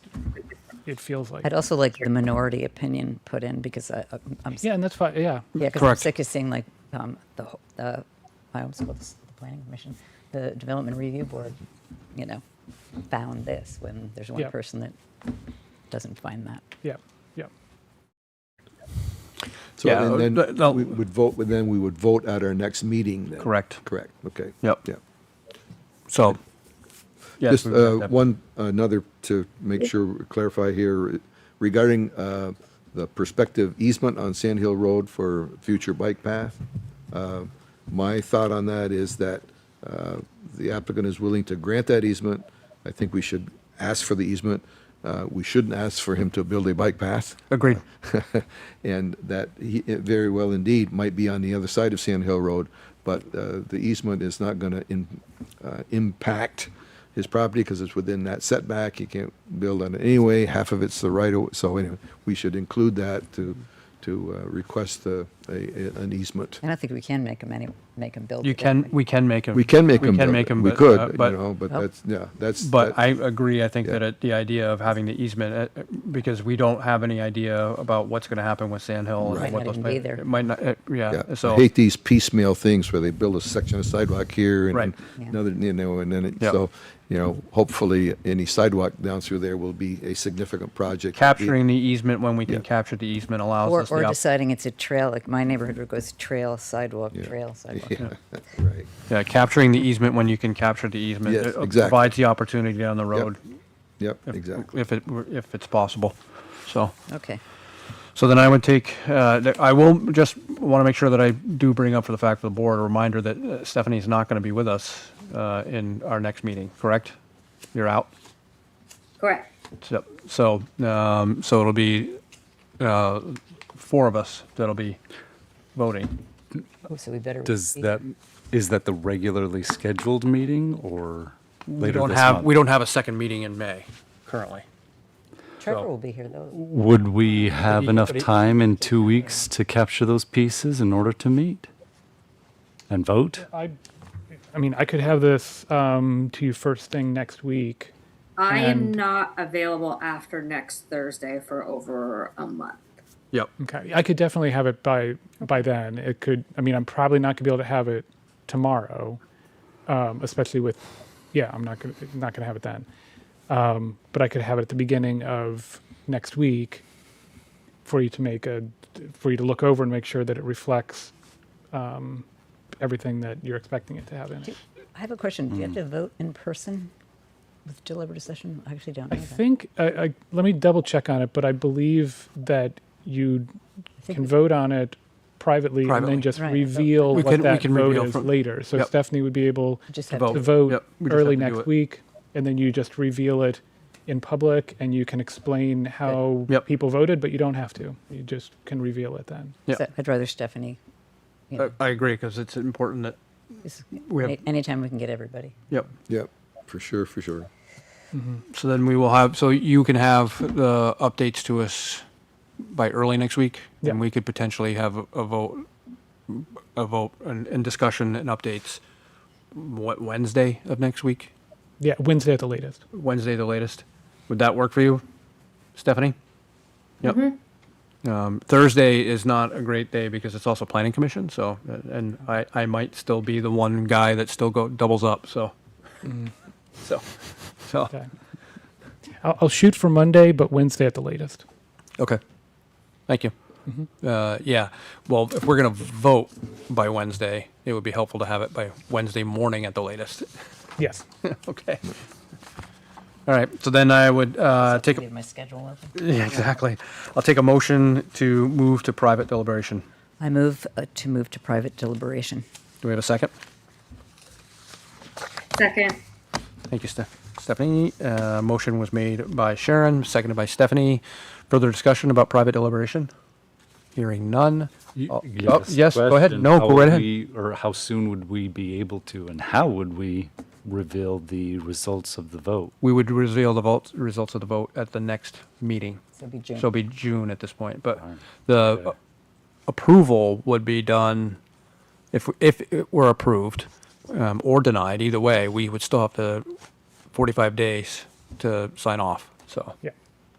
Okay. Yeah, you have 45 days to make your decision. do you have a question about that, Nick? Well, I just hate for the applicant to have to wait Until June in order to. for a month on something that could be ready next week. You know what I mean? Yeah. So But I think we it's can't just, do anything. Yeah, there's not a lot. I mean, given the amount of updates that we need to do, the other option for that, Nick, would be to sit here and go line by line. not happening tonight. Yeah, exactly. Let me think about if there's a way that the approval could be revealed to the applicant ahead of time. So we've Let me- approved it Let me already. look, Right. let me just look at the decision, if the decision can be revealed before the meeting. Let me look into that. Yep, Okay. There's a motion in a second. there is. But and we're on further discussion. Are you good? I'm good. Okay.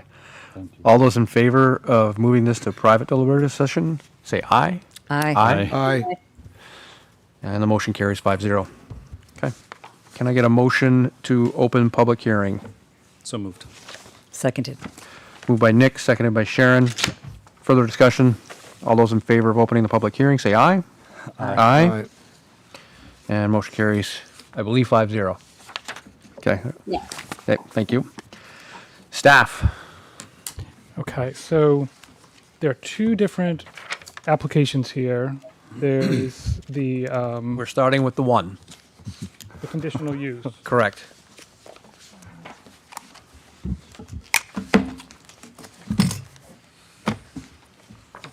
And I'll bring this up on the screen here once it loads.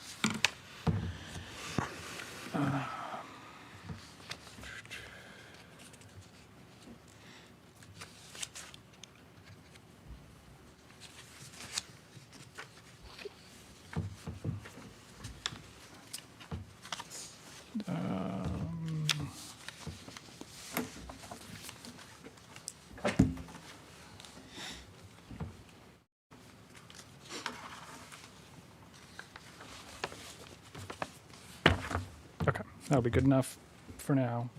So, so the conditional use amendment is just to amend their previous conditional use, which was the extraction of the earth resources. So they would like to amend that so that they can extract additional resources so that they can finish with their site as originally envisioned quite some time ago. On the right-hand side of the picture up there, you can see that there's 3 buildings that are in darker colors. The darker gray around those buildings is essentially the extra area for the earth extraction to remove so that the overall area can be prepared for all 6 buildings, and then all 6 buildings can be built. So for this conditional use amendment, let me just run through a couple, there are a couple things I had here. Let me see.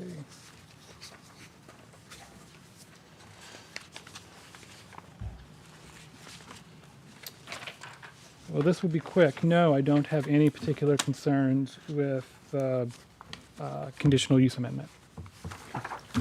Do you want to mention the memorandum that was also, and make sure that the applicants have a copy of that?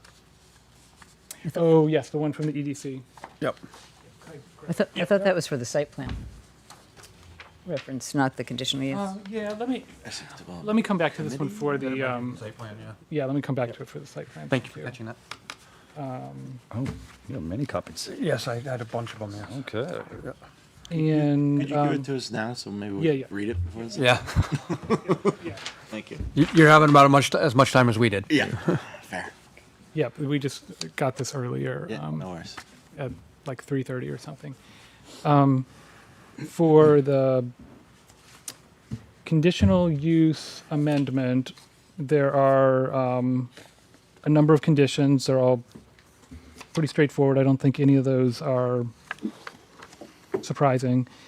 And Hubie, you had a question that you left for me about wondering what the previous conditions were for the other approvals. Correct.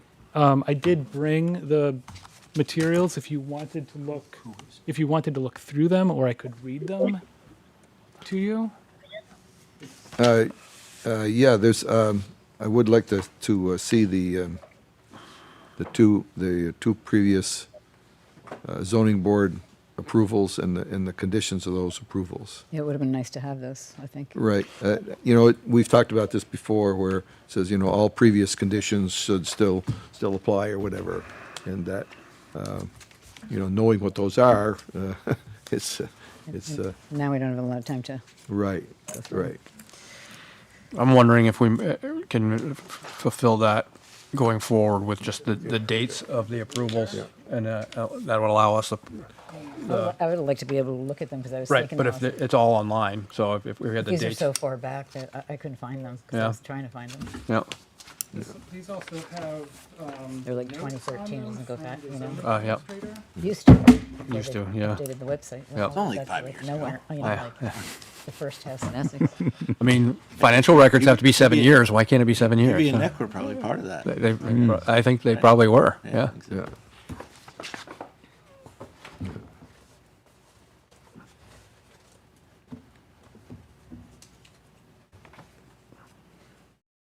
Did you have to go to the vault to get that? Gonna read all that? Yeah, I'm just really looking at the conditions, okay, these are the previous conditions, okay? So that's that, So we all don't get a chance to see. oh, yeah, no, I'll give it to you, just say, yeah. Yeah. So that's the, But I'd love to see the whole right, conversation, you know. yeah, that's that one, and then this is the other one, right? So this is the other one here, or this one over here? One of them was for the site plan, I believe, and I think two of them were for the conditional use. Seems like a good time to get a drink of water.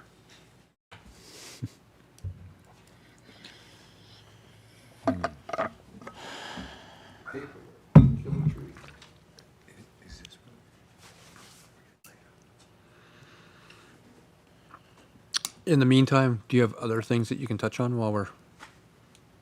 Let's see.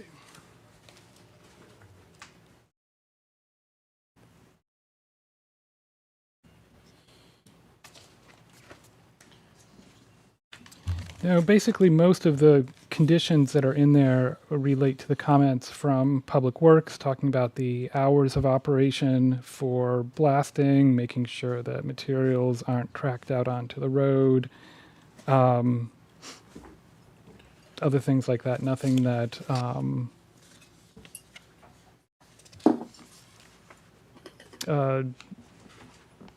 it all seemed pretty straightforward.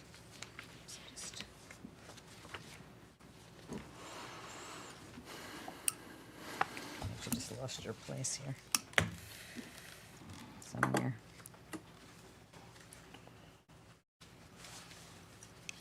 May I? Yes, please. To the town's knowledge, have there been any complaints about noise, about traffic, about anything from the development that's been there already, from neighbors? No, from talking with Sharon about it, it did not seem like there's been problems. Must be at the very Okay. end. I would think. Yeah. I think they have more than one copy, that's the problem. Good job.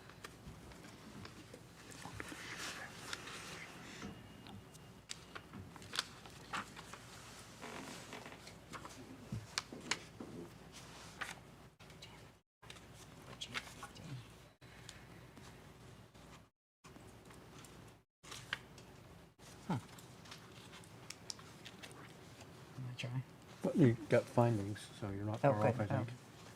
Okay.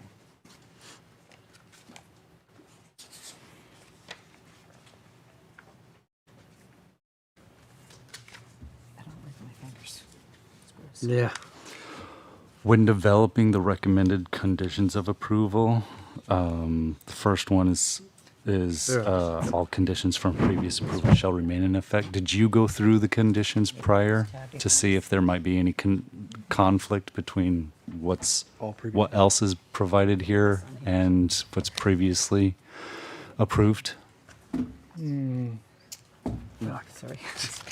So we can save Thought it was a good a little bit of time, maybe? I spent a little bit of time looking through it, and also Catherine and Sharon also reviewed it. So, we had a number of different eyes on it. So it's the other unlikely that Look, and these are anything the consequential conditions. I mean, that's the main. got What missed date through is there. this? Okay. Okay, this is the, and that was, This is 20, this oh, so goes this, back to this is 2015. first. None of the That's it. conditional use criteria have changed. Yeah, it's either the condition, so that's what. They looked all the same to me. I believe they're all the same. The only thing that's changed since back then is the town plan has been updated, so some of the language and some of the formatting is different, but nothing But all substantial. And this all just the that would general apply and with the plan specific sheets, which we conditional don't have. use associated with earth extraction are all the same. Might be on the other side. Yeah, That's my understanding. yeah, that's my understanding. Yeah, and this is the planning commission. I signed off on it. There you go, Nick.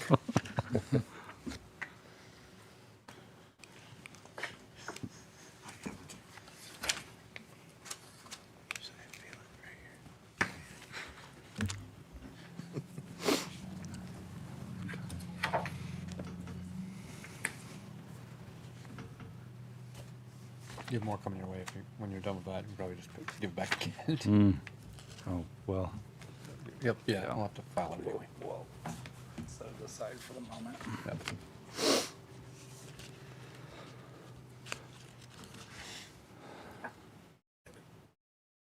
This was the.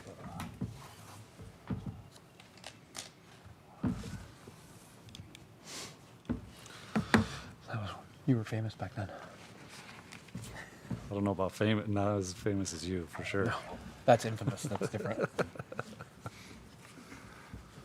So you probably have these committed to memory, right? So can you tell me from April 26, 2021, condition number 22, can you tell me? No. Of course. I mean, No left turns on Old Colchester Road. yeah, that shows up all the time. I mean, it's just, there are a lot of, and a lot of them are very specific. Yeah. But, I just, it's like having a bean supper. We like to repeat. Yeah.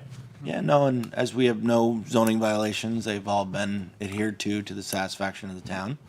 And we don't have any problem carrying those over. That was one of my questions with you. Oh, I'm sorry. What's that? That was one of my questions with you had any violations. Oh, yes.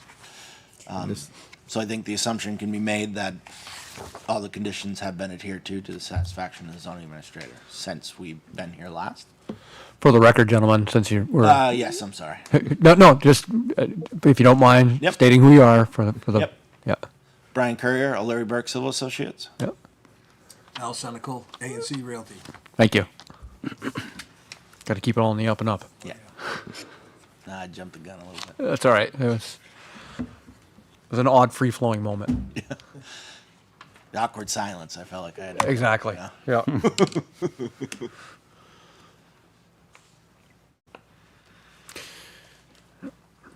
Kent, you said you had nothing further on the conditions, and no concerns.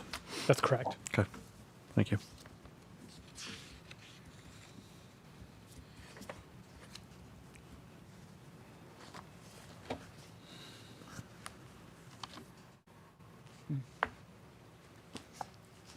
And this is the planning commission one here. Okay, I'm passing this to, I'm going to pass this to him then. This is the planning commission one. Want to see that? Which the PC one would be specific to the site plan. Yeah. But you're done with this one, right? Yeah, yeah, I'm done with them all. Yep.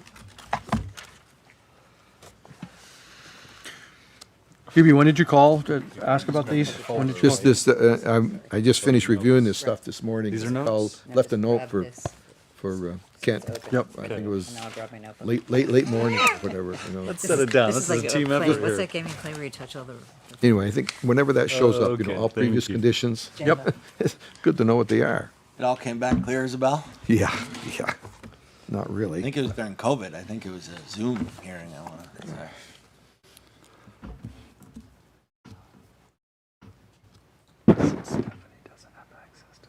Yeah. I think I saw that one. Yeah. I remember visiting the ZBA. 121. know? Wasn't all that often, so. Or that exciting. 2014, 2021. Stephanie, you don't have access to any of this information that's in front of us. Is it 20? Would you like it if we were able to get this to you? Well, it's No, right here. I'm not as overly concerned. Thank you. Thank you for that. The 20, approved this, the 2001. sketch plan, 2014, issued a site plan approval, March 4th, ZBA, April 8th, planning commission. This one said they weren't supposed to, that it expired in 5 years, which would be 2019. And it looks like they didn't come back until 2021, even though they were still extracting. Well, this is ZBA. This is planning commission, this is ZBA. I think it said This they- is extraction, this one that's said site they- plan. This one said they had to go back to the ZBA in 5 years. Extraction. Yeah, me neither. Expired. This is from. Oh, Okay. It's like they didn't do that. Yeah, it's changed. It's part Yeah. of your speed reading. yeah, no, I didn't see the 5-year thing. Did I see that one? Because I think That one? I saw that one. I didn't Yep. see that one. You didn't see this one? Nope, you can have that. Yellow sticker. Oh, thank you.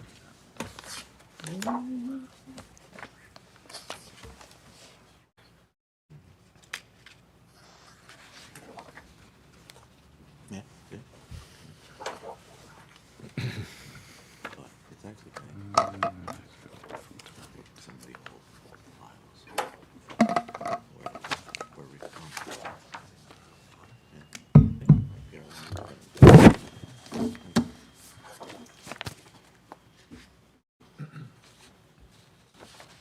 Brad was talking, this might be Larry Burke's longest running job. That's been active the whole time. That's, yeah. Yeah. We've had a couple that have been in and out. Yeah, I mean, we've had some 20-year ones, but usually it's like, certain thing gets built and then nothing happens for a significant amount of time, and then, Yep. Okay, thanks. originally, but it changed a lot. Good. Is this Sharon's? Is this your Are stuff? those yours? Okay, I was thinking. Where did they go? Okay, you can move forward. All right. Thank you. Moving forward, applicants, why don't you tell us a little bit about your deal? No worries. So we were in front of you folks towards the end of the year for a conceptual plan review. That we basically had this layout. The major change between now and then is all the details have been provided. But other than that, pretty much exactly what it was. We stated 150,000 cubic yards was our extraction estimate. It's the third phase of a multi-phase project. As it was stated, since we've been extracting since 2015, there's been no zoning violations, very little problems for an 11-year span, especially for a project of this size. So I think it's gone very well. We'd like the opportunity to finish it, and we've read the conditions of the conditional use approval, and we don't have any proposed changes. Great, thank you. Stephanie, do you have any questions for the applicant? So this is on the first part, right? Just the conditional use? This is just conditional use at this time. No, I do not. Okay, thank you. She hasn't read any of the, No, she hasn't, but she's provided, unfortunately, she's not here, so we can't. so that's a little weird, but Yep. okay. Hubie? Yeah, I have a few questions. I think maybe this has been asked once before. Any plans ever for a railroad siding here? Because it's like you're in the industrial area and you're adjacent Yeah. to the railroad and whatever. We'd love the opportunity to, but currently we don't have a use in mind that would use it.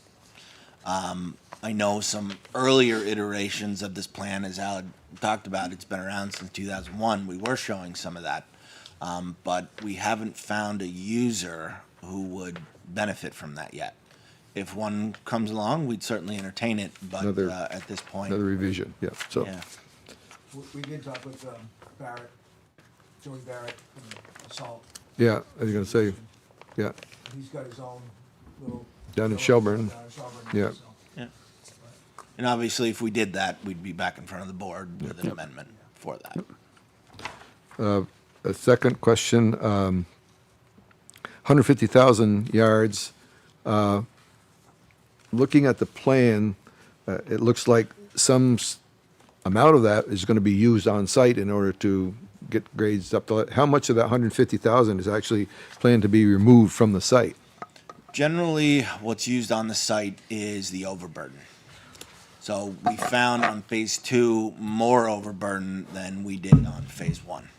It just kind of varies. So on phase 3, we're not certain. We're hopeful there's less overburden, as it's a lot of material to move that, it isn't the point of an extraction project. But where we've been putting it, UB, is this region. So this wall's primarily been constructed, I believe, up to about this point. Basically, there's a wetland and a stream at the low point of this hillside. And there's been a wall that's been constructed here, and then it's been sloped back. So all runoff coming off of our project basically hits a swale now that routes it to the stormwater treatment pond, lets it settle before it gets controlled and discharged away. So Can this you- has primarily been constructed, but most of that overburden would go over here. About down Can below you there highlight that for the with the mouse? 2 lower buildings and so on, it looks like there's some Yeah, fill in there's there. some opportunity here too. To this point, it's been going here, but yes, this would be a fill over here as well. So it's all, it could potentially, all 150,000 could go off-site. No, I wouldn't. There will be overburden. Yeah, We will put it on site well before we try and move it off site.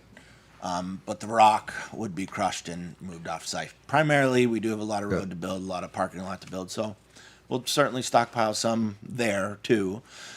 We'd like to use the rock from Greystone to construct the industrial park that's within Greystone. We'd like not to bring it from somewhere else. right. Well, So some will certainly stay there.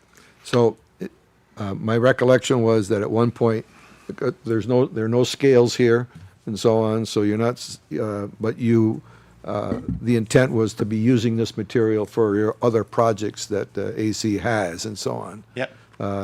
How much of the material might be sold to something other than your AC products or whatever? So Omega Excavation would purchase probably about 30 to 40%, and the remaining would be sold. And so you sell it just by truckload or cubic yard measurement or whatever, but no scales on bucket loaders or anything like that, or? It's a temporary operation, so they Yeah. don't have the long-standing infrastructure that, say, a Wickham's or an SD Ireland would Right. have. On our report on line 164,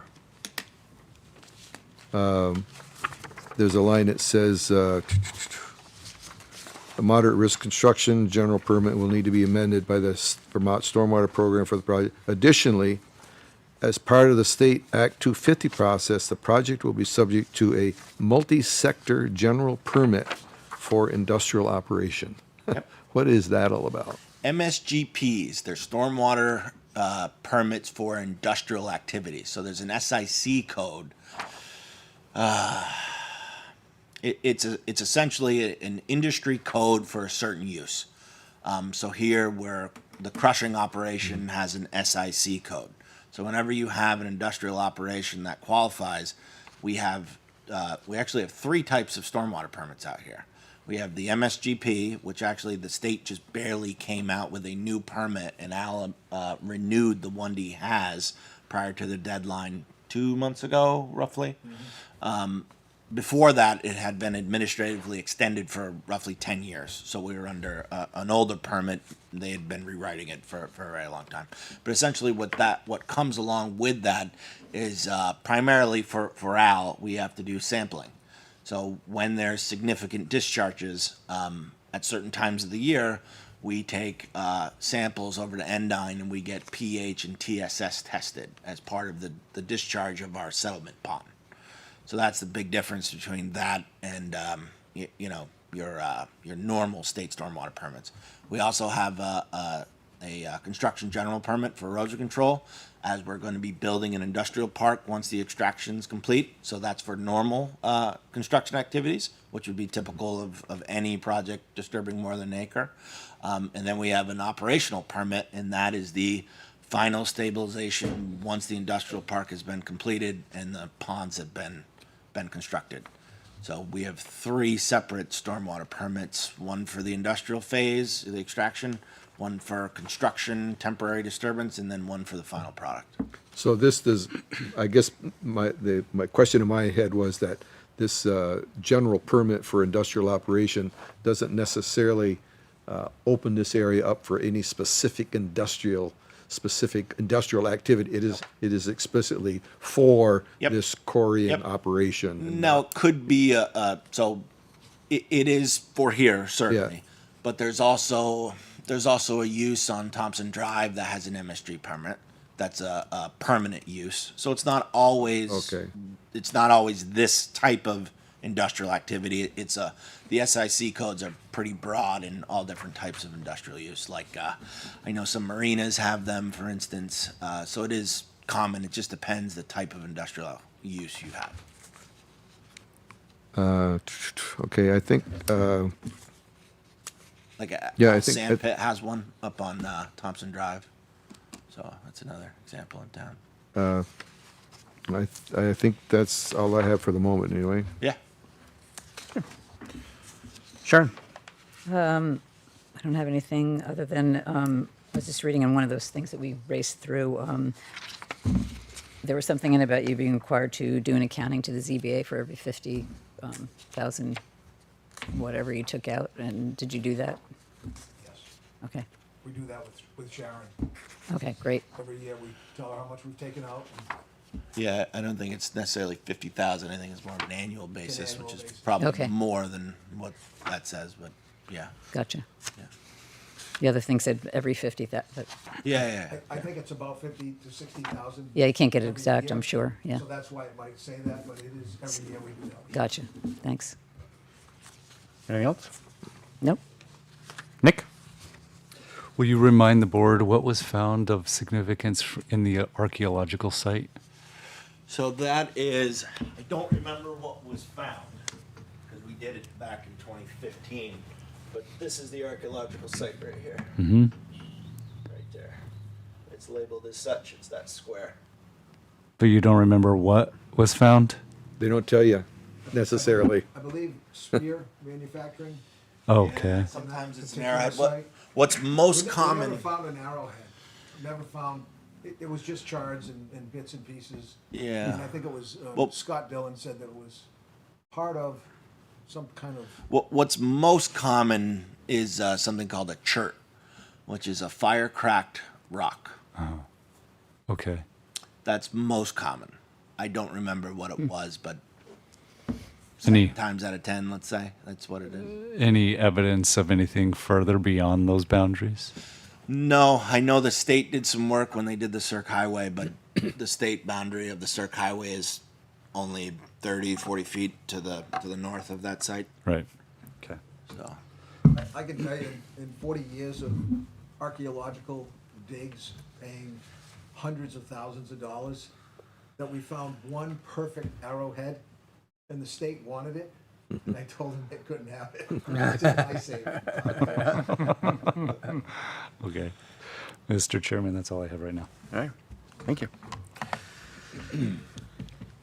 Okay. Do you have enough information to make a decision on this conditional use?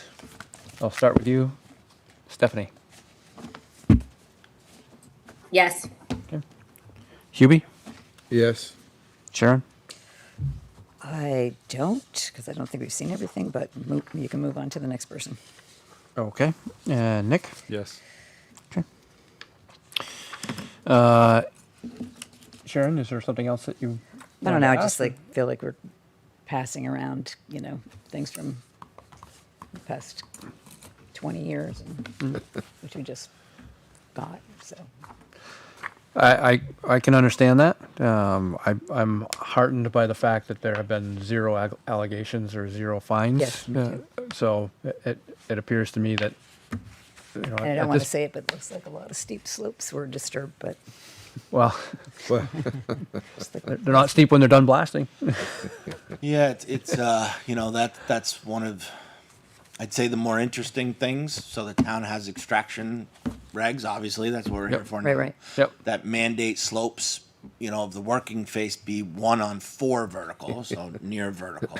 Yep. Yeah. Yet we're now talking about steep slopes, and I just think it's another point to the fact that certain things can't be taken as literally as maybe it's written. But Yeah. Like the Bible. yeah. I was thinking the same You just, thing. you just decide Are you a literal? anybody can decide what it means, Right, and yeah, pick a chapter. but that's my problem with it's what we're doing. In that case, I'll take a motion to approve the conditional use as presented. Do we want to close findings or Oh, yeah. open up to Open, public? you're right. Thank you. There's no public here, and I got dissuaded. I apologize. Let's make them. We're feeling a little strange too. Yeah. Can we make a motion to open the public hearing for interested persons? I move to open the public hearing. Okay. Second. Okay. Motion's made by Sharon. It's been seconded by Nick. Further discussion? All those in favor say. Yeah. Go ahead. All Yeah, those. no, I'm good. All those in favor say aye. All right. Aye. Motion carries 5-0, and I do see that we have Cheryl is willing to jump in as an interested party. I just wanted to make the comment. This is Cheryl Van Epps.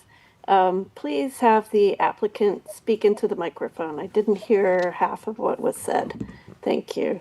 Okay, thank you. Appreciate that. Anyone else online? maybe it was our side conversation. I think it was a side, yeah.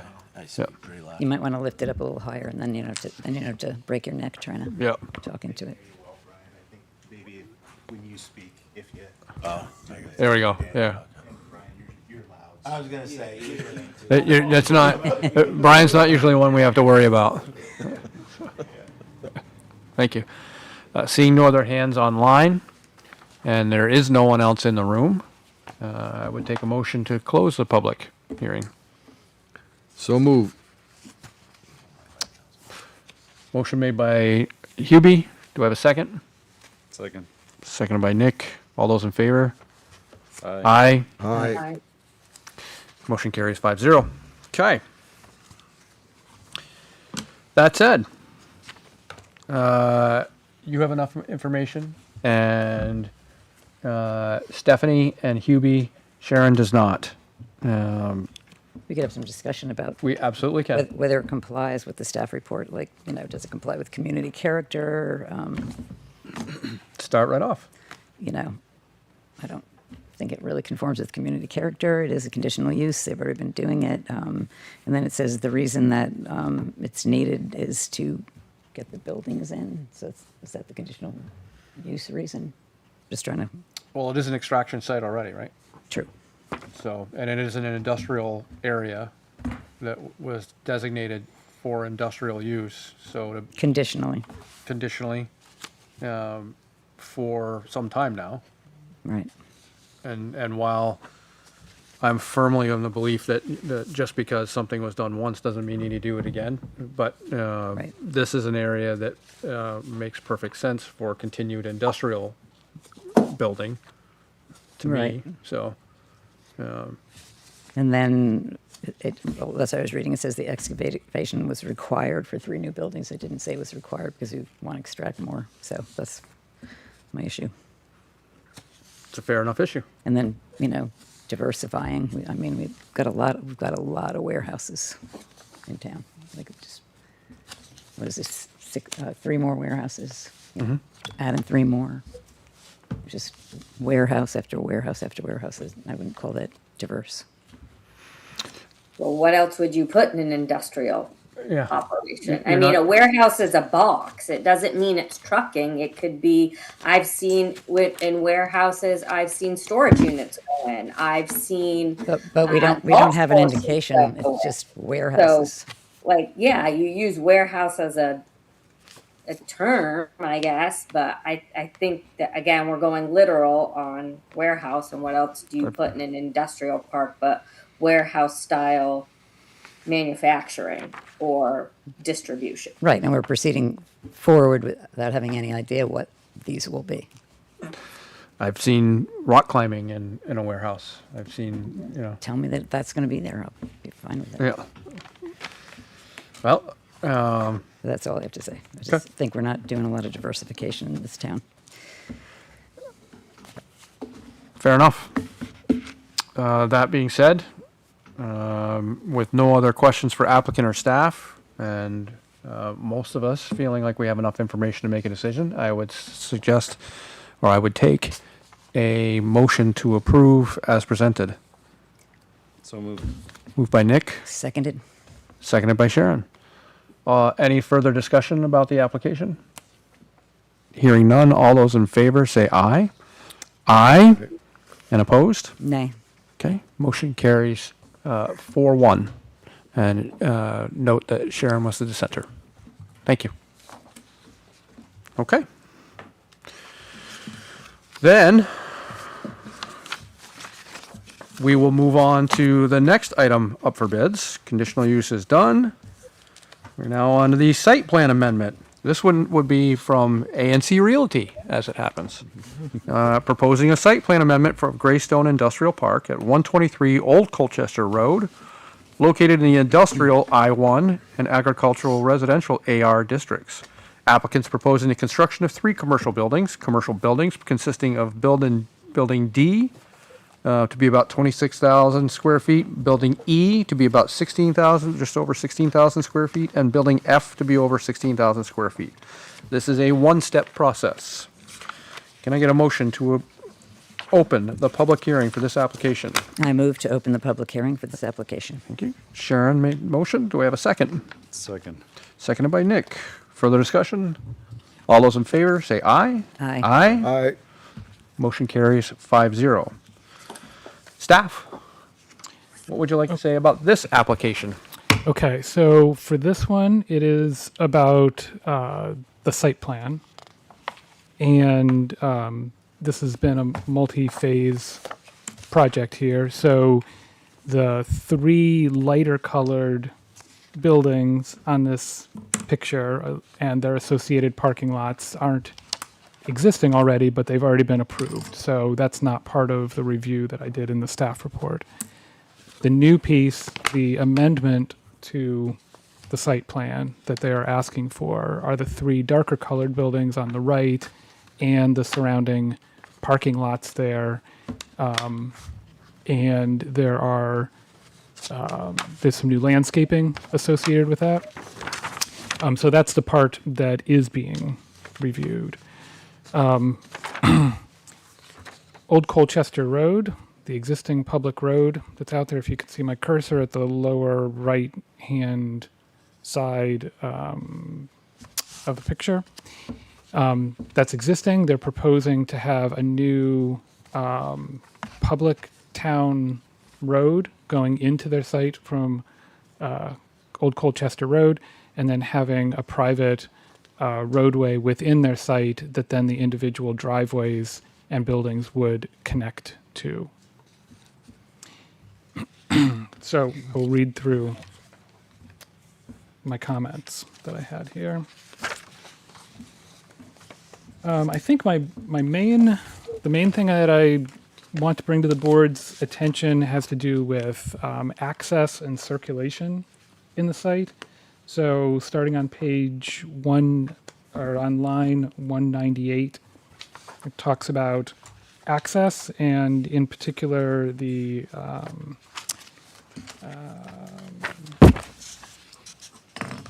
actually, let me skip that's where the part starts, but let me skip over to my comments on, starting on line 232.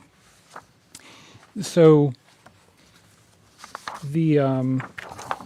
there is currently on Old Colchester Road a shared use path for bicyclists and pedestrians along the road over there. And where Old Colchester Road comes into the main road that then goes over to the Susie Wilson neighborhood area and goes back to the Essex Junction area, also has a shared use path on it.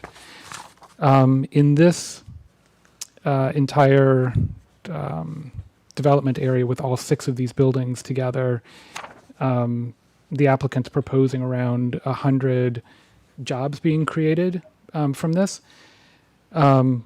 Considering how close the Susie Wilson Road residential areas are and how close the Essex Junction residential neighborhoods are, it seems very possible that people could be walking and biking to get to work here. It has the nice shared use path connectivity all the way up to the site. In considering the new public road going into the site, continuing that same type of facility into the site would avoid people walking and biking having to be just sharing the travel lane there with the vehicles coming in and out of the site.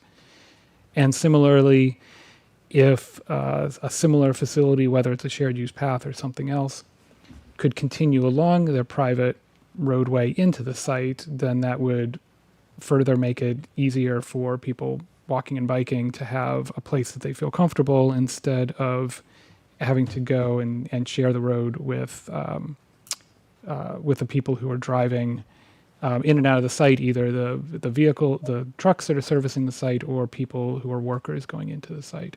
So I think that's my main comment I wanted to bring up, and I go on about that in a few different spots. I do realize, and let me just zoom in here a little bit.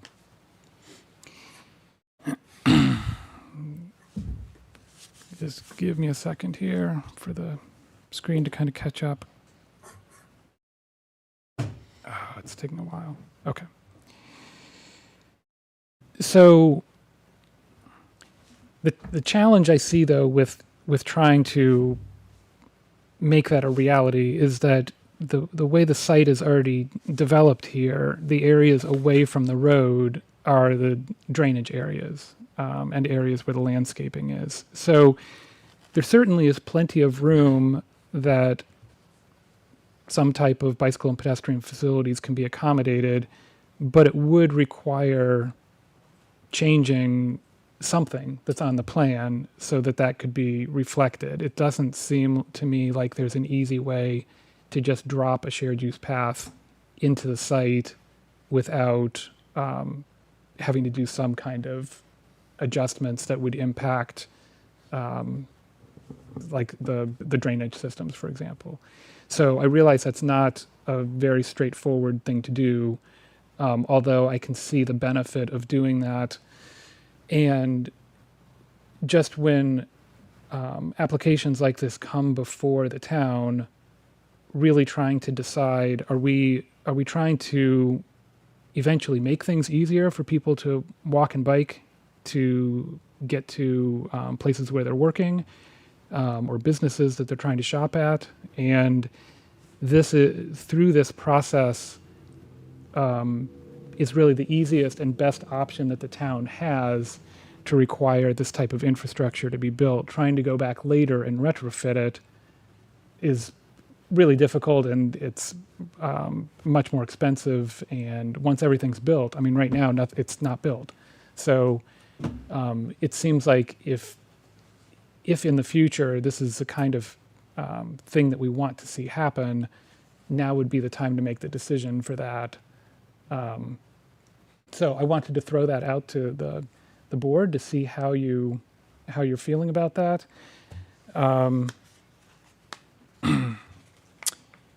Let me skip through to see what other comments I have here. I think the only other, there's a small comment that I have starting on line 405 where it talks about the bicycle parking part of the parking area in the regulations. And having bicycle parking provided is a really big benefit for people who are using bikes, and it's a pretty low cost, and really most bikes stay parked most of the time, just like cars stay parked most of the time.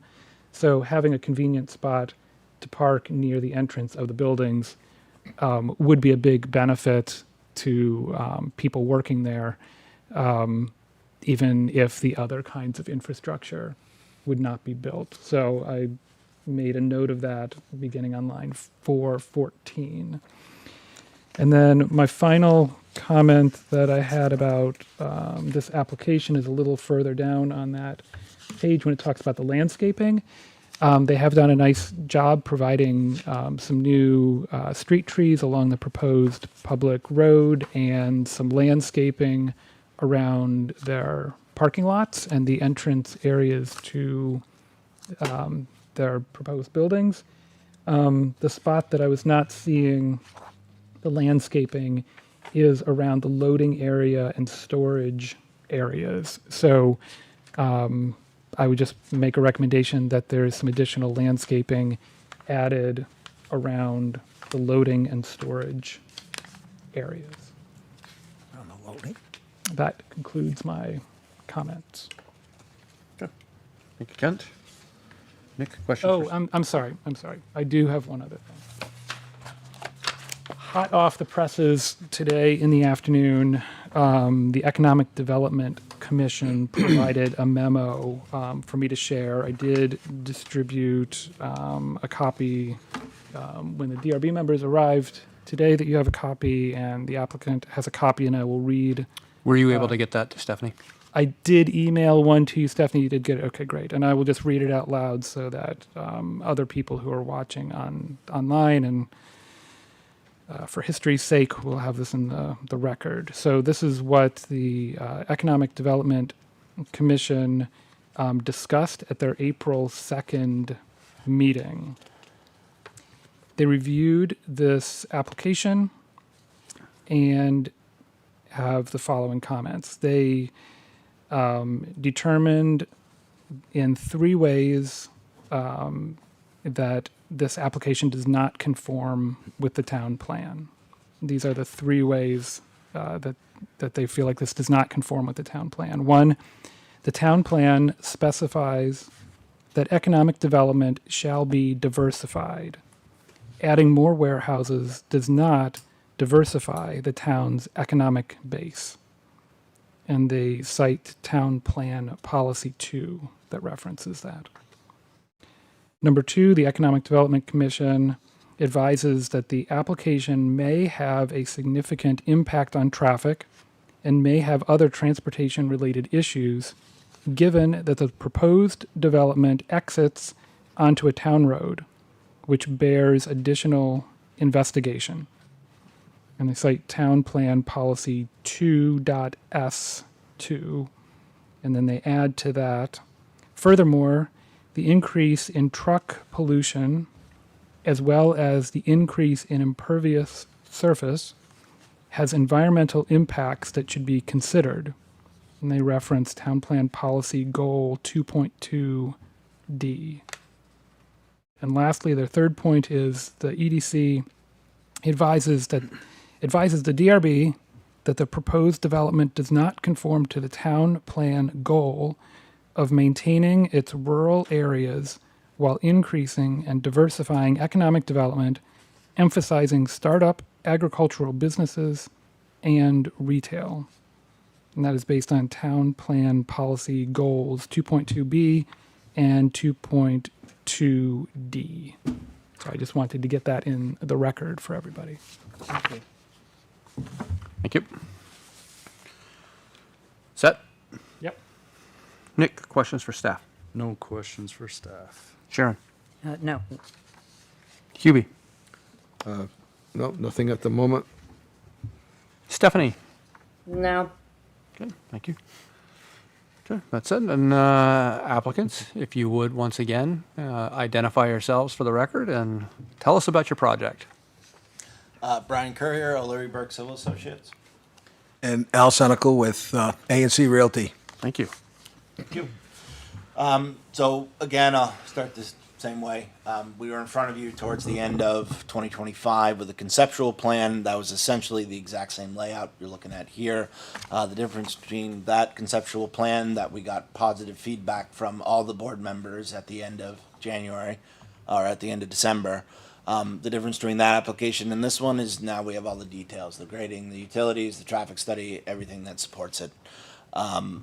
We have, actually, Kent, could you go to the site plan that shows where our limit of this amendment? We have two blue lines around the limit of what the amendment entails. Right. So, Okay, so yep.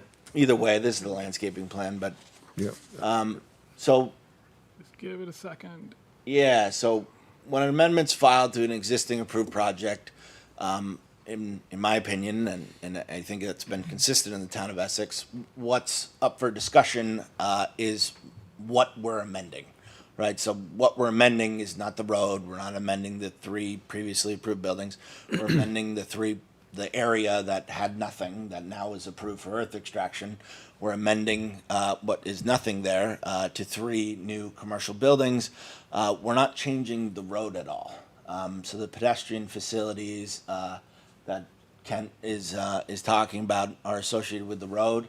The road is a private road. The reason it was proposed as a private road is so we would have the flexibility to essentially do what we want with it. It's not a public road, right? So this isn't in the RPDI where there's public roads where anybody can walk. This is a private road in the I-1 district, the industrial 1 district in town. So that's why prior iterations of the planning commission never proposed or mandated, or we never had any discussion that I remember about including pedestrian facilities. And though they're not built, they are approved without pedestrian facilities. And it's not anything we're looking to amend with our application tonight. The bike racks, not a huge deal, but you'll notice that none of the other buildings have them. The reason is the prior iterations of the planning commission, I think, realized that given this isn't an I-1 heavy industrial zone, the odds of somebody biking and not being able to bring their bike into the building was minimal. They didn't see it as something that should be required for something like this. So that's why there's no other bike racks. Now, those 3 buildings are certainly new. If the boards want to see bike racks, we can include them. Again, it's not a huge issue, but prior iterations of the plan certainly didn't show anything. And then regarding the Economic Development Commission, do I have that right? It's the Economic Development Commission. Yep. So it's I guess I would say it's disappointing that they're not supporting a very large economic development venture in town. As far as the use conversation goes, the way Al Senical has developed lots in Essex is he builds spec buildings. Okay, so generally he builds, puts up a steel structure. It's a panelized buildings. Usually we rough in a parking lot. So generally he sets that up and gets the permitting process done ahead of time because a lot of times we don't know who the tenant's going to be.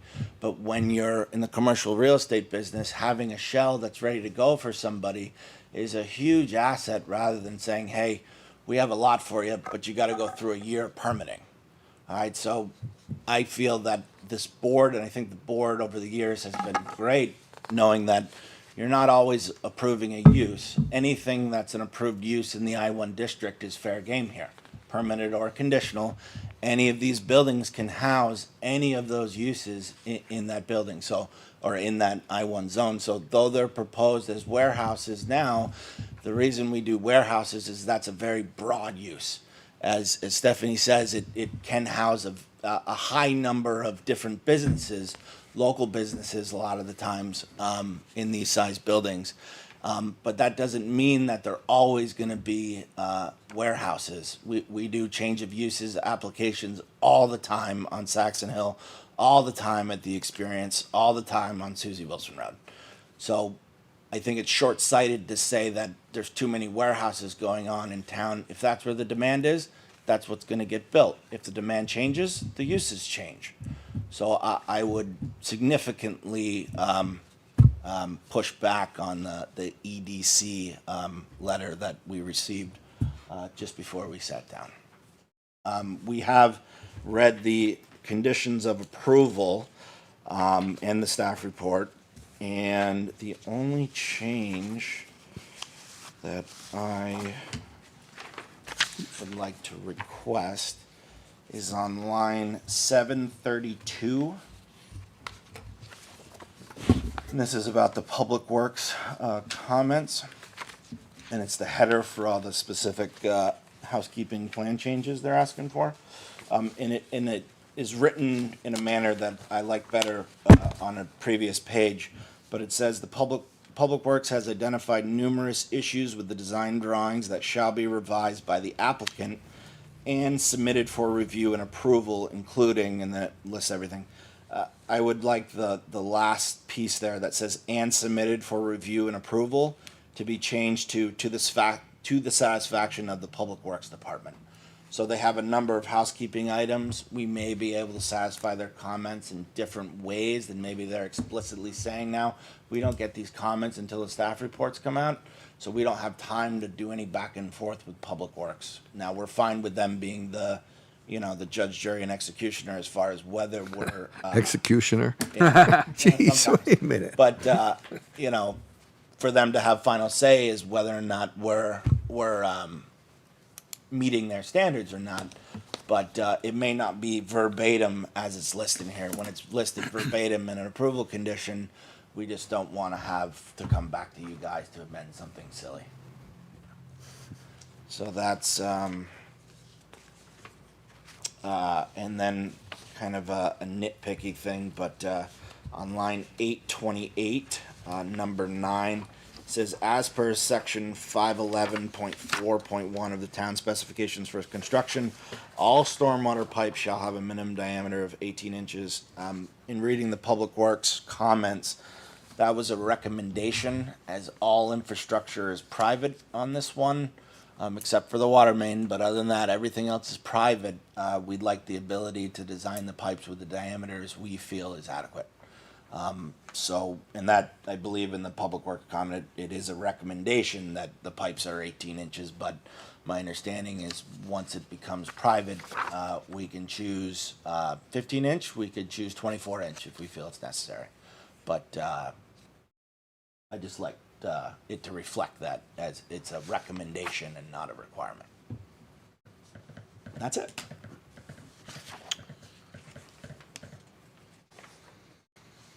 Questions for the applicants? Nick? First question is the second access point from Old Colchester Road that's proposed, is that available or designed for 18-wheelers, truck traffic?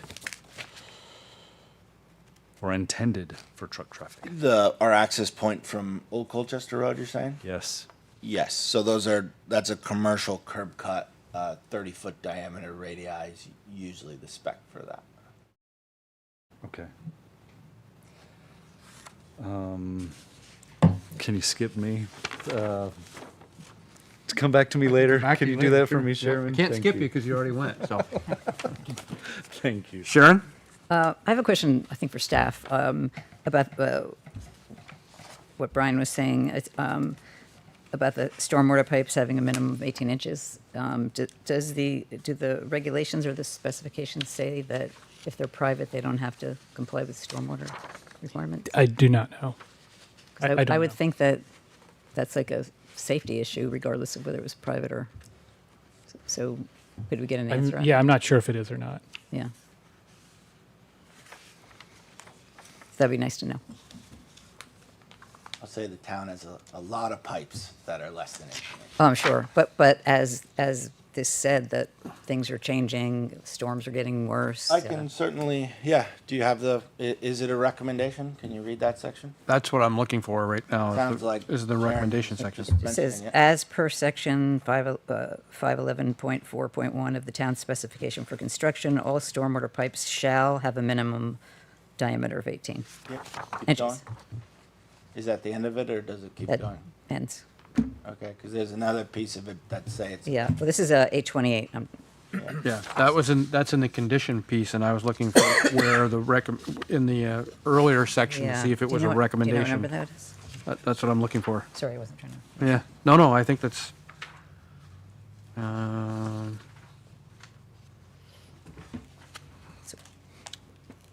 It's really like attending online, because you can just do a search and. yep, in 2 seconds. exactly.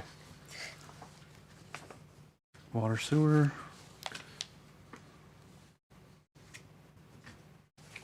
Steep slopes. Stormwater.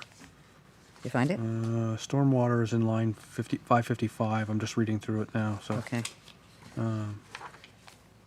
But there's no note about Whether it's optional. there's no note about the pipe. So I have the public Here it works is. specifications with me, and when I'm reading that spot, I'm not seeing it saying or something else or having an exemption. Here, For oh, that. here it is, 581. I'm trying to see. Yep, 581 town has seen a significant increase in the intensity of storms over the past decade and have made efforts to increase the size of all pipes. The town's stormwater system to be able to better convey the runoff of these storms. It is of the opinion of Public Works that the size of the pipes of the proposed stormwater system does not have enough capacity to handle the types of storms that are currently or will be experienced in the future. It's recommended that all storm pipes, it states it is recommended So he that did all. say it's recommended, and he Yep, did and say the then- town stormwater system, so Yep, Brian, It says opinion. Might be It correct. says opinion. yeah, Well, exactly. and just so, like, outside of the board, we go back and forth with Public Works Right. quite often. And one of the things we've been pushing for is for private infrastructure to not be pushing town standards on private infrastructure. Gotcha. And it does say recommended, so. Yeah. it does. Not that it's a huge deal, it's just. No, I mean, you know me, I like to go by the rules, so. But it is a huge deal on certain things, like a town pump station. If it was required to be a town spec pump station. Right. It would be a $350,000 pump station. Yeah, yeah. When it's not a town, it's $160,000. You're just gonna use a hand pump, right? Well, no, but it. No, I'm kidding. You know, a normal pump station is $150,000 to $160,000. Yeah, yeah. That's rather like- than having to spend $300,000. That's like the hammer at the Pentagon. It's a $25 hammer, or is it 600,000? If you don't need it, and it's only recommended. I mean, if it was, what I've told Public Works is if we're building a public road, absolutely. That's your spec. In my view, an 18-inch isn't necessarily a requirement. It's just, you don't have to maintain it as much. And I assume you don't want to have the Clogs. pipes blowing up on you, or No, of course, no, and we do our own stormwater modeling, and we may have, well, I know some of the pipes out there are bigger than 18, so. So we've answered the question about recommended versus We know. required, so now we know. Anything else? no? Hubie? No, I got a few things on the conditions where the way that the condition, some of the conditions are written, it's like they're written with a finding and then with the condition. You know, it's like you got to have a finding in order to create a condition. So I can go So we could do the same thing. through those one by one here, but there are two or three of them here that are, just the wording on the conditions needs to be, Does that directly affect, create questions for the applicant? Oh, that's what we're doing. That's right. not necessarily for the applicant, no, Okay. no. Or staff? Okay. And in that case, then Stephanie, do you have any questions from the applicant, for the applicant on this? I do not. Okay. Any questions for staff on this? I do not. Okay, thank you. Okay. Nick, you wanted me to come back to you? Yes, thank you. I feel like I misspoke a little earlier about my question. Off of Old Colchester Road, there is only one access road. Yeah. So I misspoke and asked about the second one. The second one that I'm talking about was the access to off of the proposed road, directly off of the first building that you would see. Or Building come F. across on building F. Yes. So you're talking about the one that we come off of Old Colchester Road, and then you take a right to go down the industrial road. F. And then a left into building F. Yeah, so building Oh, right, F, right here. maybe put that on the. So we have building F has multiple access points. Mm-hmm. So there's the first one, closest to Old Colchester Road. After, Just waiting for it to catch up. yeah. But my expectation is that one would be primarily for passenger cars because it leads right to the parking lot in front of the building, where the trucks that would require a loading bay or an overhead door would likely use the one Right. in the middle of the buildings. Hence why the trucks are shown on the Yeah. opposite side of that. It probably can make the turn, though. If I was a truck driver, I wouldn't want to be making it close between parked cars. So you're probably going to go to the left turn lane at Station 10 there, go down towards the north and come in the entrance in the middle of the buildings. Yep. That was where I was curious about. Yep. So trucks primarily wouldn't be accessing the parking lot to building F from Old Colchester Road. That Correct. first. Got it. I'm That's sorry. What I was. I misunderstood you. I thought you meant. Oh, I misasked. Yeah. No worries. Okay. What's the name of the new road? The I don't know if we proposed have a- road, right? I don't know if we have a name. Yeah. We'll work on that next week. Oh, Okay. okay. In addition to that, so there looks like to be a sidewalk proposed that leads to snow storage. Is that right? No. At that same, think so. Where? just below on the Oh. diagram from the Yep. access that Yep. would be t- building completely F. understandable. Yep. That's a access road to get to our pump station. So the pump station is right here. Pump station's right here. So this is a small little access road Uh-huh. to service that station. Give me, Okay. give me just a Oh, second. yeah, okay. Yep. And then we have a stormwater feature here too. So when Al built his development at the base of the CERT there at Garden Side, he ran a force main from there all the way to Pinecrest down to 2A. So when he did that, he left a manhole right here with a connection stub to it. So our pump station is going to pump into that existing force main output in 10 years ago. Yep. So pump station. Great. Okay. And there is designated snow removal space there at the end of that driveway. Yep. Okay. Utilized by removal from dump trucks, loading Yeah, them in No, just and then snow plows and pushing snow off the parking lot. It's not a terribly big area. If you zoom out some and go to the north or to the left, you'll see there's a pretty large area. Which spot are you trying to go to? Yeah, keep going. It's way down the end. Yeah, keep going. There you go. Snow storage. So Yeah, it's a there's- contractor's yard, but it's I mean, we're labeling that snow storage, but there's an awful lot of green space there too. got it. Okay. Well, there's that one plus the one that's just to the left of that towards the Yep. yeah. So Yep. there are two And in that area. if it has right to get there. hauled off site, it has to get hauled off site. Gotcha. Okay. Thank you for clarification and Yeah. coming back to me, Mr. Chair. Of course. Of course. Did that raise any new questions from you, Stephanie?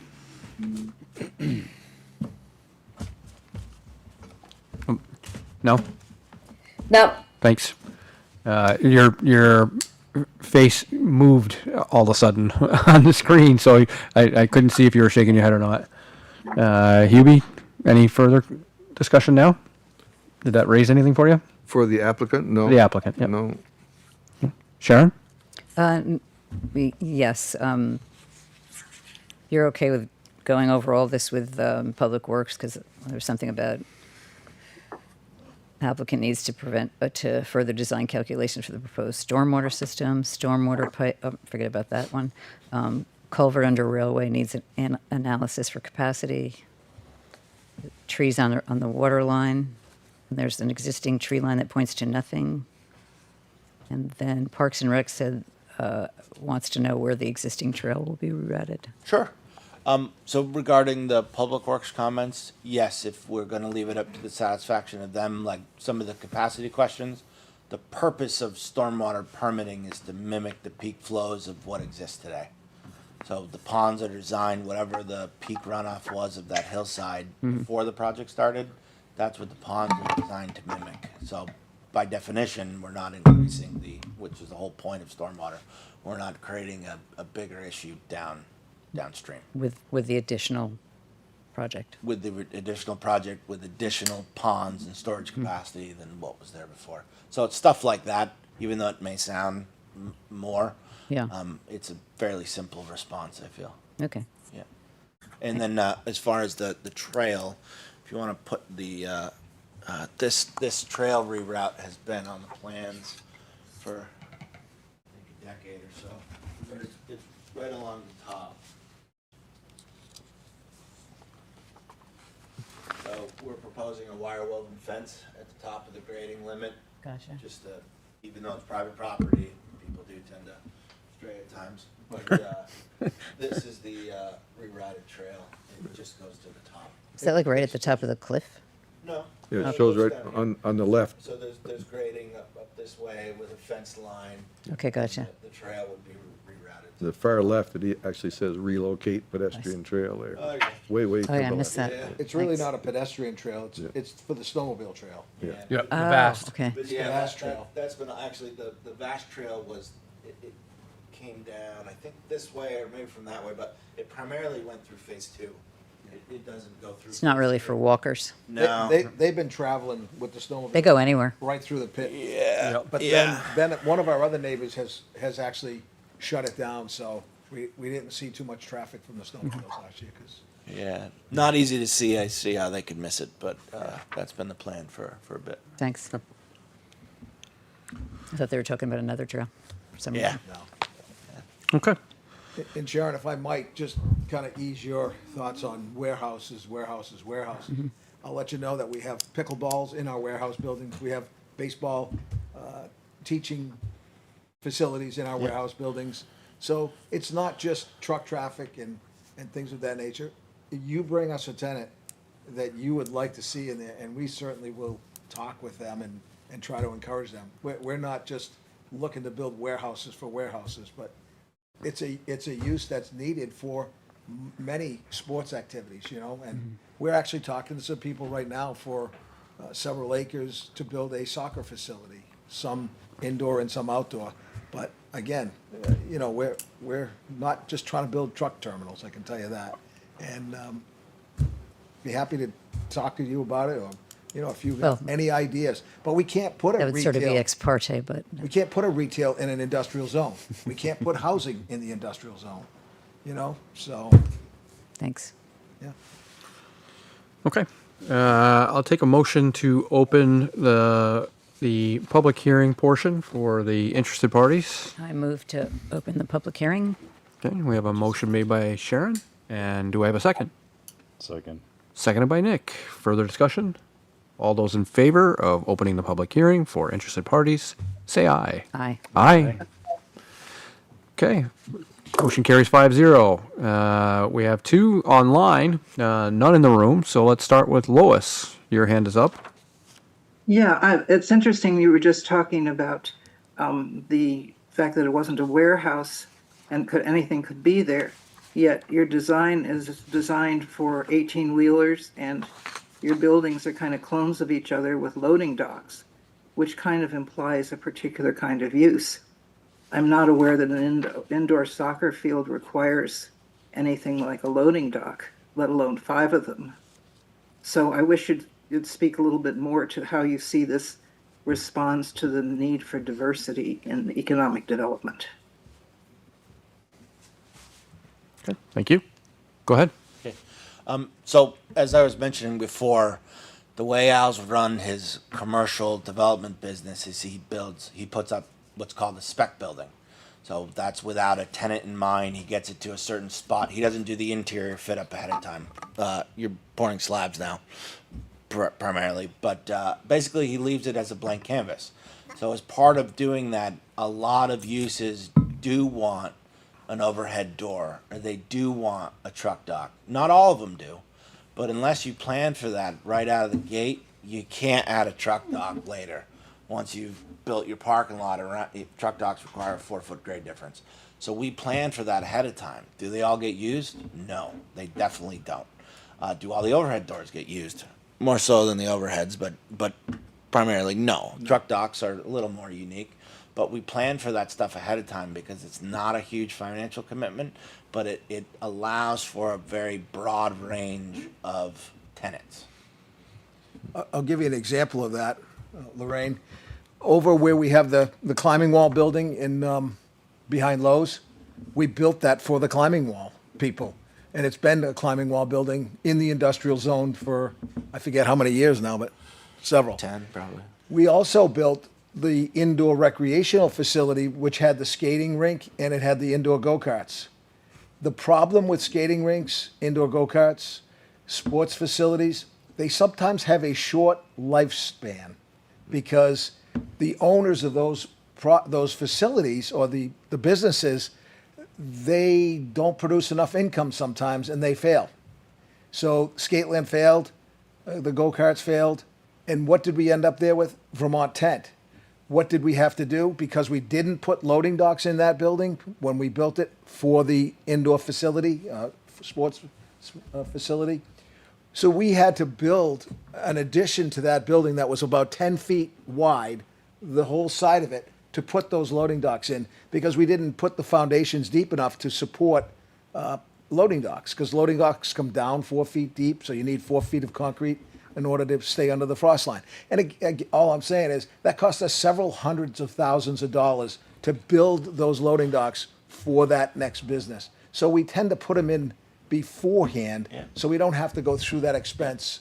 And it's Yep. at least half the cost to do it up front. Like where the pickleball folks are, there's numerous truck docks in the back of that building. Yep, there's 3 or 4 truck docks Now, behind. now they open up the doors when it's nice outside. You know, they don't use them for the trucks. And then but- the neighbors complain about the noise from the pickleballs. I would. But you know, I think the reality is, as much as Al would love to have a tenant be there for a very long time. I mean, what's better than A a nice 10-year quiet lease, one. right? Nice quiet Of one. course. But the reality is, businesses come and go. So we try and make them as amendable to as many tenants as we can. Yep. So you're saying that recreation facility, they had to add loading docks to, It didn't start out as a rec. so it became a warehouse? It was approved as a warehouse. Who It was occupied Sunrun. It was Sunrun Sunrun was the Solar. first ones That in was the there. first one in there. And they Right. did use the truck docks. And they did. Yeah. They went out of business, as you well know. Well, Al They being, reduced. They Okay. they shrunk down and they moved Out- their out of facility. Vermont. but New but Hampshire. Al being the landowner, what's he going to do with this building? So the way Al has over the years progressed this to perfection, in my opinion, is he makes it as amendable to as many uses as possible, and it's better that you have the amenity and they don't use it than if Got you that. don't have it at all. But the one that you're talking about, it was recreational, then it became a warehouse. No, No. it was Sunrun occupied it. Sunrun It was downsized, industrial. It was industrial or and then we commercial. Okay. Yep. Because I was just wondering why you had to add the loading docks. That's different building. That's, Sun- Oh, building. okay, I see what you're saying. that's We're on that was, Saxon Woods now. He started over. I was going with that Yeah. story. So. yeah, no, that was over at, that was, This is on Red Pine Circle. Yep. Okay. So the building was originally built, and it's not. Sometimes we are lucky enough to have a tenant in mind.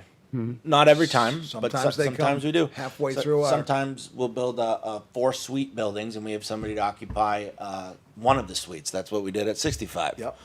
Red Pine, and then once the building's up, you're just at a much better. You have a much bigger advantage getting a commercial lease if they can move in a short period of time. It's if you build something so specific and then these things don't always work out, and then Al's stuck with an extremely specific building that's only occupiable by a narrow margin, or like in the Vermont tent case where we weren't careful enough, we're spending hundreds of thousands of dollars to modify the building, which is either coming off a lease, Yep. or house fronting it, however it's going to work. But Most of the time in it's- that situation, it's most of the time it's you. fronting it. Yes, most of the time it's Al. So anyway, that's the rationale. If I could borrow a movie term, are you saying that if you build it, they will come? Yes. Okay. We hope so. Most of the time they do. We hope so. IBM came to a spec building. I mean, it is getting late, so. Okay. Cheryl, you are recognized. Hi, thank you. I just want to clarify that was not Lorraine, that was Lois. Oh, Whitmore Lois, who I'm just sorry. spoke. My apologies. Sorry. No, that's okay. This is Cheryl Van Epps, and my question's really on safety. I just looked up on Google while we're all talking there. I'm not aware of which town department looks into this, but I know that as the DRB, you can place conditions on the applicant for approval conditions. The safety issue I'm thinking of is radon. I was not really aware of this until I Googled it. It said significantly increased risk of radon exposure in mining locations. I'm thinking of the workers at these warehouses and their risks of health over long-term exposures. I know it's great to know ahead of time if there is a high concentration of radon at the site, and that you can modify the buildings before they're built. So I was just thinking it might be of importance to do the testing and see what the situation is. I did another Google search in Essex Junction. They said an average home is at it's in a zone 2 area. So I guess we're at high levels already. So if there is an increased risk there, it's a concern. That's my point. So yeah, thanks. Good. Thank you. Before I have you guys answer, I just want to address the fact that it is 9:30 and we have a 3-hour limit on our meetings unless we decide to vote as a board to extend for an additional half hour, which is part of our not yet adopted policies.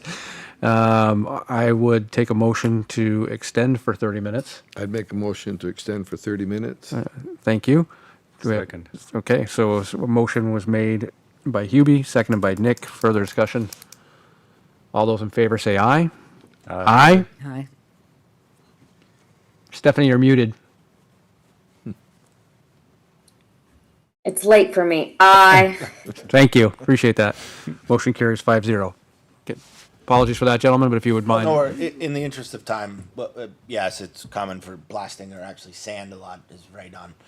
That'd be part of the building code, so I don't think that's town purview. But, It's yep. necessary to monitor that Yep. as you go through the process. Yep. Okay. Thank you. And it's easily mitigated too. Yeah. Thank you for addressing that. Yeah. Have good ventilation. Yep. Under slab piping, and then just ventilate it out. Yeah, yeah. Takes care of it. Okay. We've done it on a couple of buildings. All right. Further questions for the applicants? Stephanie, any? No. Hubie? I just have one, just to follow on one of Kent's comments regarding the landscaping, that you see an issue with adding some landscaping adjacent to these loading areas. I'm looking, if you could pop that plan up there, Kent. Not a huge issue. I would just say it's a private street. It's an industrial use. All the buildings, Yeah. truck docks are kind of pointed at each other.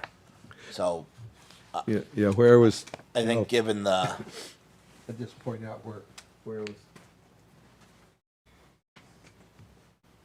Right, give it a second here. Oh, it is going so slow. Yeah.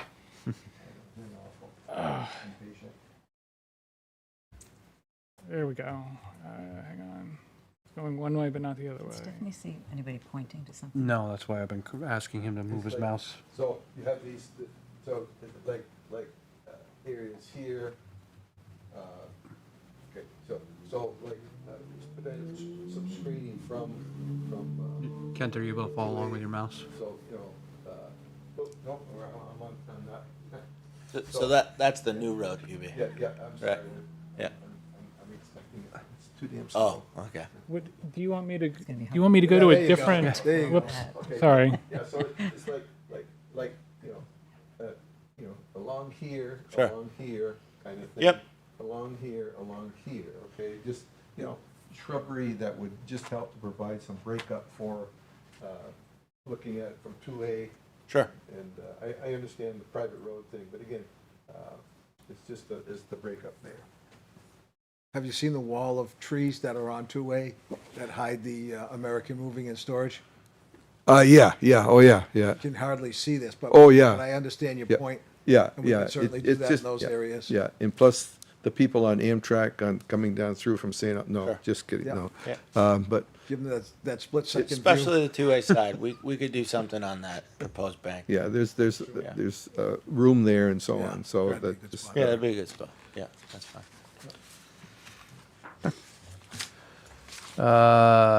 Sharon, any further questions for applicant? None. None? And Nick? Nope. Okay. Seeing no other hands, let me just double check and go over to the other side here. Seeing no other hands online and seeing no one else in the room, I would take a motion to close the public hearing. so move. Okay? Second. Moved by Hubie, seconded by Sharon. All those in favor of closing the public hearing, say aye. Aye. Aye. Motion carries 5-0. Stephanie, do you have enough information to make a decision? I do. Okay. Hubie? Yes. Sharon? Yeah. Yeah. And Nick? I think so. I would I think we're going to probably have the need to continue to next meeting or something like that to For discuss deliberations or to continue? For deliberations? for deliberations for these I conditions. sort of actually would have loved to see that stuff with this. Because it gives you a better idea of how. That was for the prior applicant, right? Yeah. Well, prior- it's all, isn't it the same thing? But, No, okay. that was for the, It's all connected. But yeah. But, okay. Any further conversation about this? Do you have any other qualms or anything else that anybody would like to bring up? Well, you know, This me, is open conversation, deliberation. the usual me, steep floats are being interfered with as part of the previously, approved extraction area, and because of that, we're just saying that we can just remove more. And, just the other things that the zoning regulations, maintaining the visual quality of the area, minimizes changes to the site topography and vegetation. I mean, none of those are really met. I mean, but Do we have anything that are in the conditions of approval that we want to address or condition, anything that we would need to clarify specifically? You have some questions, I think, Nick? About No. Some of the, no? About, okay.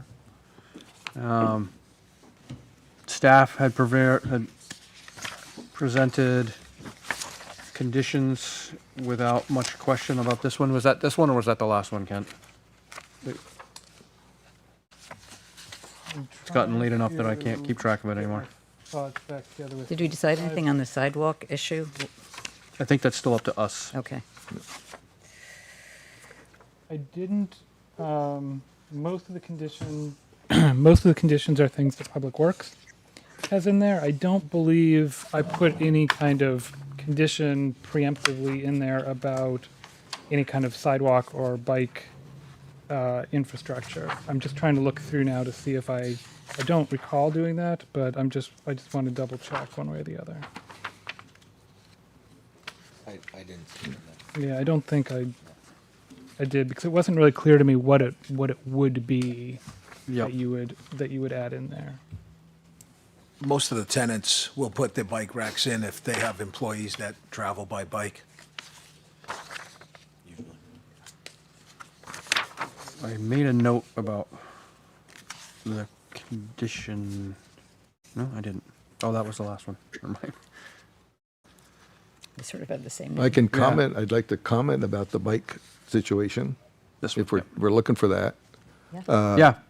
So, Planning Commission approved this last December, correct? I believe that's correct. They didn't ask for any bike path. They approved this. They approved The this site initial, plan. yes, the site plan. And this site plan has been approved from way back when, With the okay? extra 3 warehouses. Yes. Well, yeah, The site- not the 3 warehouses, but the whole site plan itself, okay, the access and so on. So as far as a future bike path heading up the new road, if you will, the town of Essex owns the land right adjacent to this property. And then, so a bike path could easily be constructed there without modifying this plan, which has been in front of the Planning Commission and been approved. Well, You this know- is an amendment to that. What's that? This is an amendment, so it's changed. Yeah, Sorry. yeah, I'm but interrupting you. Sorry.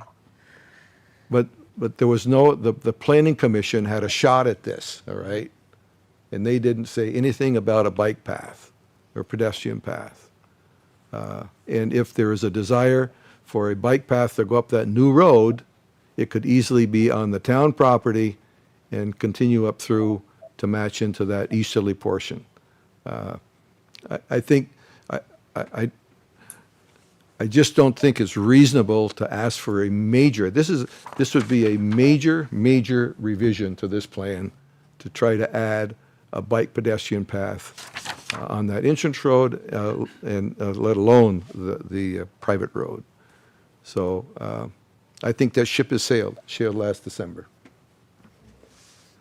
That's my thought on that. Okay. Stephanie, do you have any thoughts on that? I kind of agree with Hubie. I would go a step further. I don't think it's necessary to have bike paths and walking paths in every place. And I don't think it's appropriate in an industrial zone. I don't think that people are going to be doing that. And if down the line they do, great. That's an investment that will be made back then. But at that point, I just don't think it's necessary for this development, particularly. Thank you. I think we're just going with what the town plan goals are. I think the recently adopted, was it the, now I forgot the name of it, but Yep, the active transportation active plan. transportation, yeah. Just is it highlights, it's a good opportunity to question whether or not it makes sense. I think that, that certainly having the conversation makes a lot of sense. I would agree with Hubie and Stephanie, I think, on this, and that in this particular spot, I'm not sure that that multimodal path directly into an industrial area makes a lot of sense. I do think that the town, as Hubie pointed out, the town has an opportunity to build something on the town land side, on the old Colchester Road section of it. But, I think in most any case, and like some of the earlier stuff that we've looked at, I think having an easement or having the path built makes a lot of sense. I'm not sure that it does in this particular location. I think one of the good things that came out of the active transportation plan being developed is one of the next steps that it's calling for is to update our regulations to have more clarity on how do we decide when to have different facilities and what criteria would we use. Even for bike parking, there's no design standard on what type of bike racks, the design, how many, and it would be really helpful to have more specificity in there so we can be more consistent and have more of a logic going forward on what would trigger the need and what wouldn't. So I think that's a really good thing that came out of the plan, and I think that'll be really helpful going forward. Agreed. Trying to update some of those regulations. Yeah, I agree. Good thing for the PC to get a move on. Yeah, exactly. Yeah, they're looking for extra I don't things know, to do, I somebody think. might know about that. Not the chair of that one. So, okay. Mr. Chair, Yes, may I? please. Thank you. Well, I agree with the sentiment by design because we're looking at photos and design that include trucks in the photos. However, it's been discussed a couple times earlier that it's cheaper to build and construct early in the plans versus needing to retro a plan that's needed later or a facility that's needed later. Also, there's been an argument made that these may not necessarily be warehouses designed for 18-wheelers. These could be recreational facilities for kids, teenagers. The high school's not too far away. And so they might be walking or riding their bike to some of these buildings. It would be ideal So if there's that's a facility the high school could use, yeah. something to consider. That's fair. Is that in conjunction with a bike path or sidewalk being built on the private road? If it's recommended as a condition, then that's for the board to decide. Yep. No, I'm asking if that's where you were going with your, Yes. yeah, okay. Yeah. That's what I was trying to get to. Yeah, wouldn't it be great if the larger warehouse space was like an indoor facility for the high school? But I'm sure Essex Westford School District would love to put up some money for that. Yeah. I was just going to say they're all going to want to come for free, just like at the, but Exactly. I'll give you my phone number to give to them. the reason I don't go to the gym anymore is it's too many kids there. So given that the hour that we're at, how are we feeling about the idea of, we all have enough information to make a decision at this point, correct? Nick, you have enough information? Yeah. I know I asked this before, but I'm going to ask it again. Sharon, do you have enough information to make a decision? Yes, I mean, are we going to put all the conditions in and do that tonight? I think I'm wondering how, Hubie, you have a variety of conditions that you would want to address. Is it Yeah, it- typographical or is it specific? Well, Is it? there actually, it's pretty straightforward, okay, for the ones that I'm talking about. Again, it's just this mix of the way the condition's written. It starts out by providing the finding. Yeah. And then the condition, okay? So they just need you don't need the finding in the condition. Yep. All right, I mean, so I can point those out. There's like, I think of this 3 instances. And then the only other condition that, as I've talked about, would be for some additional landscaping, as I pointed out on the layout. And that's the only other, there's no other major Do you have, adjustments to the condition. do you have conditions in mind that you think you could wordsmith relatively easy? Yeah, I can tell you right now what they are, very, Okay. very I don't want them quickly. right now, but I just Yeah, want yep. And do you have some that you, able to- No, because it looks like I am not in the majority on the sidewalk issue, I think. I think you, Hubie, and Stephanie don't want the sidewalks. I don't think we need to force, the 3 of us don't feel we need to force it, but that's true, but it takes 4 to pass that, so, Correct. I don't think we have it. so. Stephanie, you have enough, I know I asked you before, but you have enough information to make a decision? Okay, thank you, that's it. Yep. Okay, well, in that case, barring any other discussion, I would take a motion to approve this as presented. So moved. Okay. Thank you, Hubie. Do we have a second? Second. Seconded by Stephanie.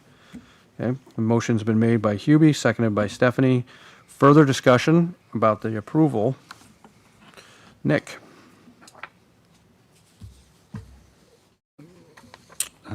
Conditions that you would want to make sure that were involved, changes that you'd like to see? I would include a recommendation for the applicant to consider or include sidewalk access to buildings, If it's consider, how do we, It's never going to happen. E, F, and well, D. more my point is, how do you quantify that? Right? So it's either we require it or we don't. You can't, considering it as like, who's gonna judge whether that's been considered? Well, I think to be fair, if that stays in there and we choose to do a sidewalk, we don't have to come back to you. That's true. Yeah. It's just sort of like, it's like putting something in the findings, Yep. like putting options in the findings. And that would be in It's never the, going to happen. Sorry, I'm just being negative, but You could get a tenant who mandates a sidewalk. It's possible. yeah, but It's possible. Maybe the high school does come and say they won't come unless we. yeah, put but that's like sidewalk in. Unlikely? Sure. that really doesn't mean anything in like our decision. Sorry, we shouldn't have interrupted. No, go ahead. Okay. I just, Oh, you're not supposed to be talking. I'm fine about, I'm fine if you want to add the condition. I'm just trying to say that if we can't, we can't add something that just says, well, you got to consider it, because how do you quantify that, right? Like, I all right, I understand. considered it, I don't want to do it. You know, okay. Sort of like a speed limit, like Right. consider going 55. No, I'm going 75. I think that's a little bit different, but yes. I understand. Okay, so then I rescind my recommendation I'm just, It was a good thought. because, and only because there's already been a motion made and a second to approve this, and now we're discussing conditions, and so it's going to move forward one way or the other. Yep. So if we're discussing the conditions and those can't be agreed upon, it already has a motion and a second. we can, if you have further conversation, we can request that we reopen it. Somebody We has- could have to withdraw. Friendly amendment. Pardon me, Stephanie? We can always do a friendly amendment. That's true, we can do a friendly amendment, or you can, or if you have more that you would like to discuss, then you can state so, and we can call back the first and the second and discuss more. And that is an absolutely fair thing to do, if that's how you're feeling. A friendly amendment request to add required sidewalk to buildings D, E, and F. On the D, E, and F, okay. The three new ones. Yes. That's not specific enough. Well, it isn't. From where? Oh, yeah, from where to where? From the private road. On the private road, the public road is this road here, correct? No, public road is Public road's Old here. Colchester. Yep. Private is this and Yep. anything beyond. So sidewalk being just there? Or are you talking about, Sidewalk accessible to D, E, buildings D, E, and F from the private road. okay. So Okay, That's so feasible only by- sidewalks from the private road to the buildings, not along the private road. can I just, because I just heard something that was said incorrectly. This is Old Colchester Road. This is already a public No, we road. Claire. can't do This has a right of way and an irrevocable offer to it. So this could be a public road. That will only be a private road. Right. So when you say private road, I don't know if you're talking about this or this. This is private for now, but could be public. This is private forever. Exactly. That's why I said it's not specific. Yeah. Point of order, we're sort of. Just because I'm gonna have to We have- We're interpret this meandering a down. little bit, yep. No, we have the public hearing closed Yep. and we're adding new information, so it's a violation of open meeting law. Well, except for the fact that that was a clarification of data that we didn't have, Okay. so. If you must, we can reopen the public hearing. I think, I got a solution potentially. Hubie's idea to put the town bike path up alongside the property line on the town side. If you guys build that, I'll build a sidewalk on the private road. Because it's not gonna go anywhere if I would like it at this point, I think, because we're having enough back and forth at this point, that if we would, I would be interested in having the motions rescinded so that we can have a frank conversation and get this on the record. And I made the motion I didn't make it properly. I should have said, approve the application as warrant presented with the following conditions. I didn't say that, okay? I should have said that, all right? Yep. And then we should proceed from there if we want to add conditions or make adjustments to conditions and then amend accordingly. So I will rescind my motion. Thank you. And the second. I one- rescind my second. Thank you, appreciate that. This puts us back in deliberations where we can have open and frank conversations. So, your feeling? I'll move to continue this agenda item into deliberation. Private deliberation. Private deliberations. Seconded. Okay. So we have a motion that was made and seconded. Motion was made by Nick, seconded by Sharon. Further discussion? QB or Stephanie? Well, go ahead. About the motion. So I guess the question is, we want to have private deliberations specifically about the sidewalk? Is that it, or is it Sidewalk something and to else? clarify the Clarify conditions that to you were clarify our talking about, conditions, Hubie, so that we can, because I'm like we kind of did with unclear a about- previous application, it allows us the Okay. opportunity to have the conversations about. Okay, so we want to follow that same process we talked about before. Correct. So that we will, Yep. so that we can have, we'll clean up the conditions Yep. and have the conversation.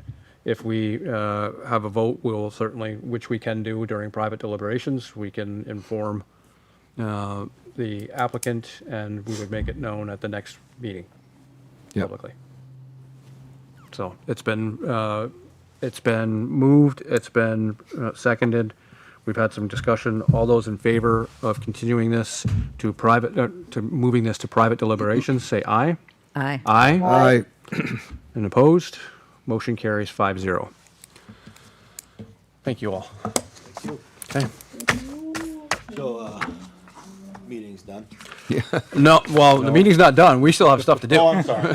Right. No. So Stephanie's gonna be out of town soon, and we'd like her to vote on this application. What needs to happen for that to happen? I think we'll have, I would imagine that we would request that this gets updated and conversationally amongst us. I would say keep it on the same timeline as we did for your earlier application, by Wednesday, if we can. Though I'm not going to put a time limit on our deliberations specifically, but I think if we have the opportunity to do it by Wednesday, that It would seems be. that we don't have an enormous amount to cover. So Correct. I think it's No, all possible. right, I So- agree. I don't You're think not there's, bound by the I 45. don't think this is. We're gonna not, take- because we Yep. haven't, I don't because we think haven't we're made a taking- decision at this I point. can't see it's taking months, right? Nope. Yeah, no, yeah. I hope not. can't- So, that would be, my goal for the board would be to, well, I will send something out tomorrow. I'm not gonna do it tonight, but I'll send something out tomorrow so we Okay. can kick off the conversation. Cool. Appreciate it. Thank you. Thank you. Thank you, Thank you.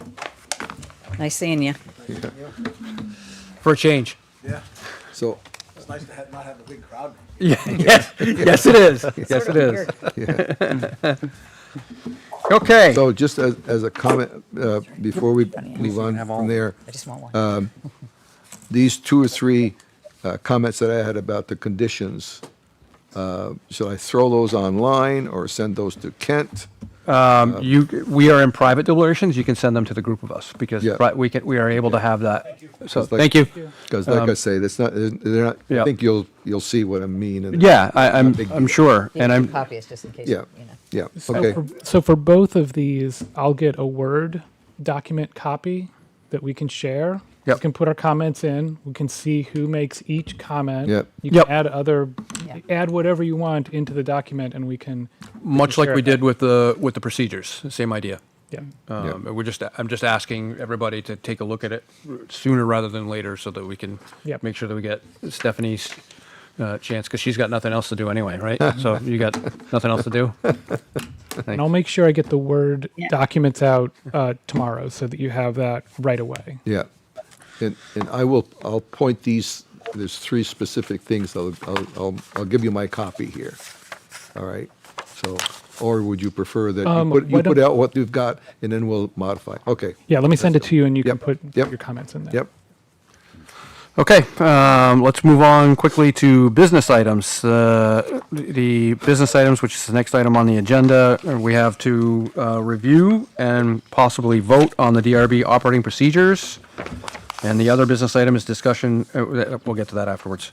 Let's start with the operating procedures, if we could. Everybody has a copy, everybody's had a chance to review everything that's there. This was probably the most marked up document I've ever seen. And just to even be able to read it, I had to clear a lot of the comment, or I had to accept everything to go through it. I know. So, Just have to leave it. yeah, exactly.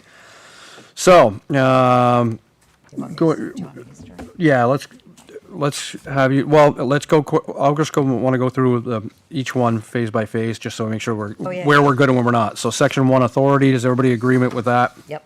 Okay. Section 2, policy, any questions about that? Nope. Section 3, definitions, I like how they read now. Any questions about definitions? Nope. Good job, by the way. And section 4, regular officers. Any question in this section? Hearing none. Section 5, alternate members.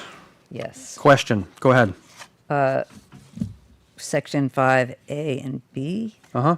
the chair does not appoint, he designates. The select board appoints, so I would say may designate the alternate and does not Or their designate. designate. Because the alternate's already appointed, if there is. one, Correct. If there is one. Yeah, I thought we had fixed that. Yeah. I thought I saw that. Yeah. So it must have been in Could've one gone of the back. many, yeah. Whenever there's not a quorum, the chair of the DRB or their designee may designate the alternate to obtain a quorum to serve as or activate, no, I think designate is fine, designate.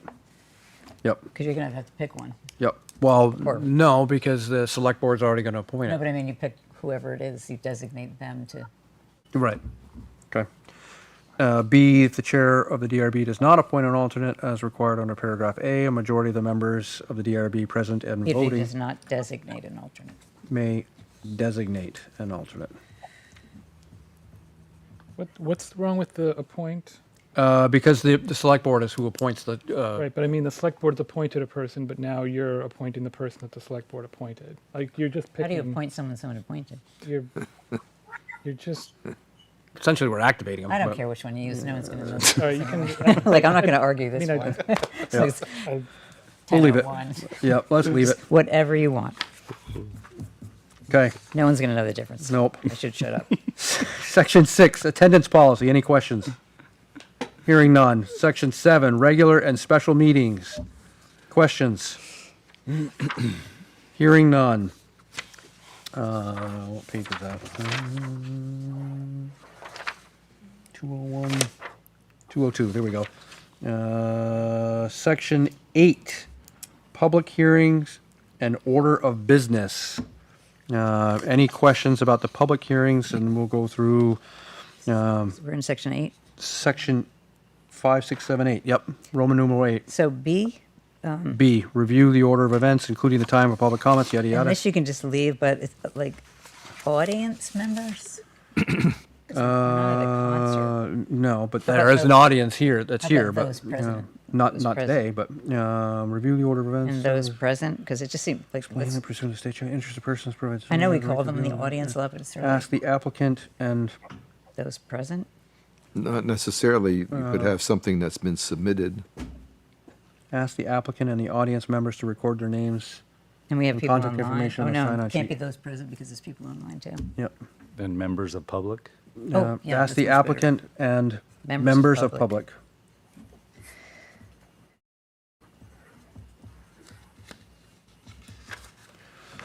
To record their names and contact information, yada, yada. Okay. C, D, or E?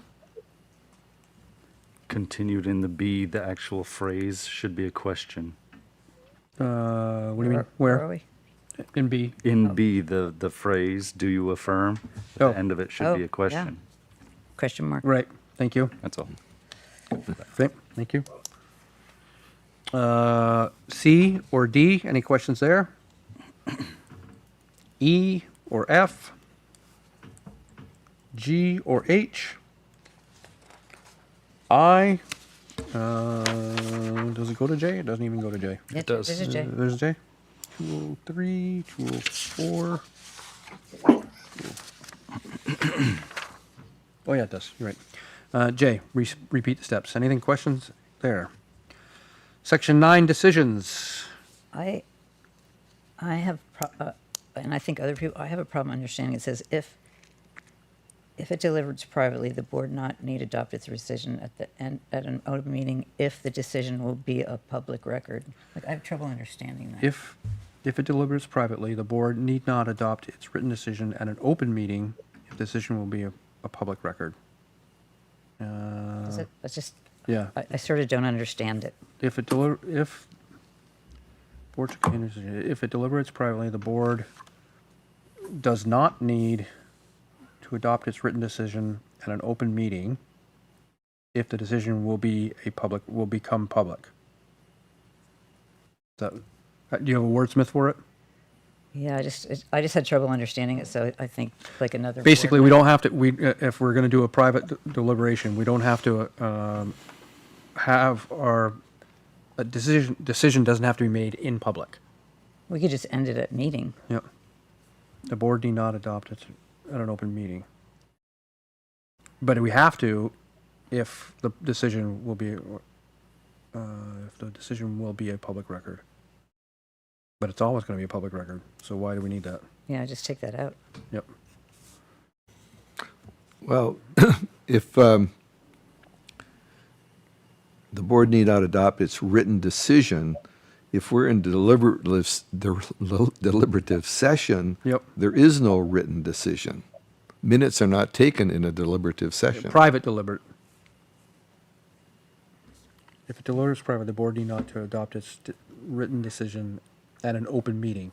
Correct. We don't need to do it at the open meeting because we're doing it in our private deliberation. And that's not saying we're not going to make a decision. It's just saying we don't have to make. We don't have to make the written decision.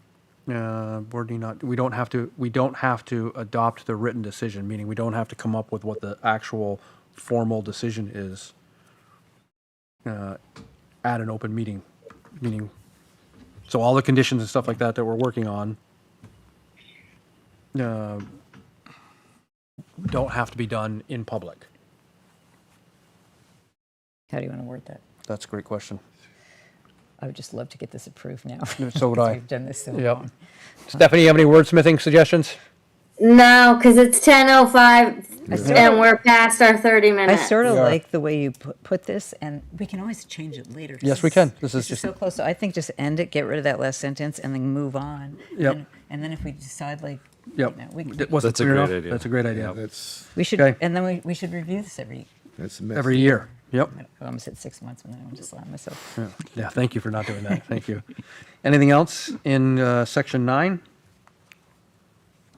Hearing none, moving on to section 10, which would be request for reconsideration. This was a lot of marks that went back and forth. Any questions about this? No question, but a suggestion. Sure. The last line, the last full line, additional evidence and argument at the hearing. Could we change argument to testimony? Yeah, where were you? The last line of the section, the last full line, additional Adequate evidence. notice. Additional A written evidence. decision must be. Additional evidence and Argument at the hearing. argument. Change argument to Yeah. testimony. Yep, we can do Probably that. is argument, but I like testimony better. Great. That works. Section 11, appeals. Hearing none. Section 205, 207, 206. Where's 206? On the other side. There we go. Section 10, site visits. Oh, We're not doing enough of them. I agree. we've already had a section 10. 11. Oh, yeah. Got to renumber that, don't we? Yep, Section 9, So that needs Oh, to yeah. be.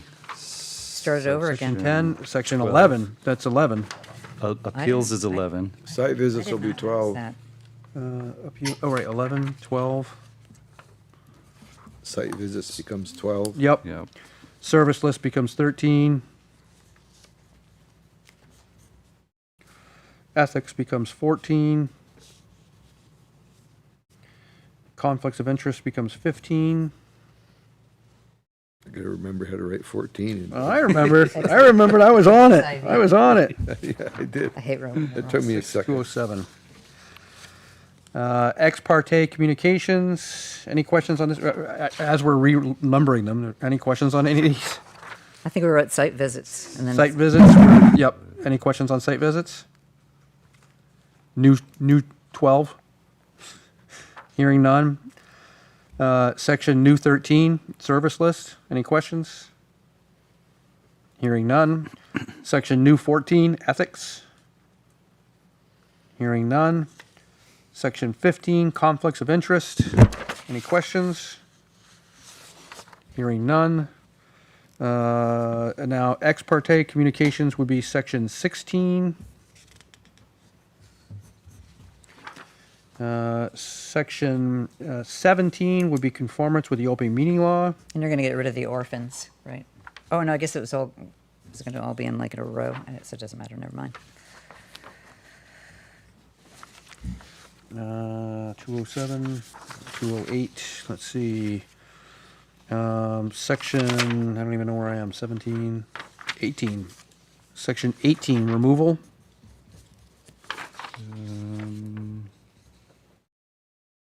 I had to figure out how to write that one down. And section 19, amendments. That's XIX. Right? It is, yep. Okay, so we just have some typos that we need to clean up. I am very excited about this. So, because we have typos, I should probably sign it tonight. We can, just because it's not cleaned up, but we can make a motion to approve it with corrections of the typos. Right, and they really were just typos. They generally were just typos. I think we took out one And we took out one sentence, We took but out we one can, phrase. so I can read what. I would take a motion to approve the procedures of the DRB as modified here tonight with the minor amendment and updates of, Why don't you just make that motion? yeah, I am Okay. making that motion. Okay. Oh, I thought you said okay. take a That's motion. true. Yeah. I said I would move. Okay. I would move to approve this as we have outlined with typos corrected and the one minor adjustment on the sentence for line, wherever it went. It is- I'm getting there. Decision 9 and decisions. Yep, Section 9 and decisions. section 9, yep, and the update of testimony, the word testimony, removing this. yep, section 9, ending the sentence at the end of meeting. And in section 10, changing the last full sentence from additional evidence and argument to additional evidence and testimony at that hearing. With all other typos corrected. Do I have a second? I second that motion. Thank you. Any further discussion? Please, God, no. Yes. Good work. I really appreciate the work on this. They need to Good do job, that. guys. Thanks. All those in favor of adopting as amended here this evening, please say aye. Aye. Aye. Motion carries 5-0. Thank God. Oh my God, that's so great. God. Thank God. I would also make a motion to skip business item B since it's 10, not 1012, it's 1010. Agreed. We can talk about this. It's a Second. discussion and possible vote on alternate for DRB. Actually, you know what? Let's deal with it because I think we already, if it's okay with you, we can deal with this now because I think we already dealt with it before. But I Did we understand vote no on this? like, we twice? decided, no, it was 50-50. It was 3-3 at the time. 3 of us were for adding an alternate, 3 of us were not. And I think in the end, when we couldn't move forward with it, we said, well, let's try it for, we haven't even started yet, so we'll try it for 6 months and see how it goes. So, but I believe that this was pushed forward by our town manager, thinking that it would be a good idea for us to ask the select board to appoint an alternate. And I will say, I'm glad that Stephanie is here this evening. Had this been next month, we would have been down even another, so. You wouldn't have had to vote for an alternate. We might, and we wouldn't have had a vote for an alternate. So Stephanie, I think I have an idea about how you stand on this, but do you want to state what your thought is on this? My thought is that the DRB should have an alternate to be, to step in when somebody else can't be there. Case in point, I'm not gonna be around for over a month. And I just think more voices at the table for this type of stuff, the better. So I'm in favor of appointing an alternate, and if it sits out vacant for a while, it sits out vacant, but we've given ourselves that opportunity. Okay. Hubie, do you have any thoughts on this? I don't care one way or another. Okay. Sharon? I am adamantly against it. The select board has 5 members and they do just fine. Okay. Nick? I think I've voiced my opposition to it, but let's move forward with whatever we decide. Yep. Okay. You voiced your opposition to it, right? Yeah. Okay. That's fine. I just want to make sure I heard that correctly. Okay. I would take a motion to. I think we have to do it all in the affirmatives. Has to be in the positive. Yep. Yep. I would take a motion to approve the idea of the select board requesting and appointing an alternate for the DRB. I would take a second for that as well. I'll second. Thank you. I don't think we need any further discussion on this, but I'll offer it just in case. All those in favor of asking the select board to appoint an alternate for the DRB, say aye. Aye. Aye. And the nays? Didn't mean to hit you that hard. No. No. The nays? It's just I want to get through this. The nays? So you're just voting We have one no. to get it over with? Nay. Nay. Okay. So, however, the motion does not move forward because a quorum is 4, and that was a 3-2 vote. So, That's correct. Oh. so the motion does not move forward. So there you go, Sharon. So- See, So all that punching you did for no reason. I'm going to punch him again. Oh, there was a reason. You can punch him again. Yeah. We're good. Okay. Okay, well, thank you for clearing that up. Now Yep. we can move forward. Now we can not move forward on it for now. Not move forward. We can move Oh beyond. my God, we're going to have to do it again. At some point, I'm sure it'll come back to us. Other business items. The only thing I have in here is just a quick note reminding the board that public discussion regarding board decisions is not allowed. Everyone has the right to speak as a resident, but we need to be aware of not discussing DRB business or decisions or opinions regarding a decision.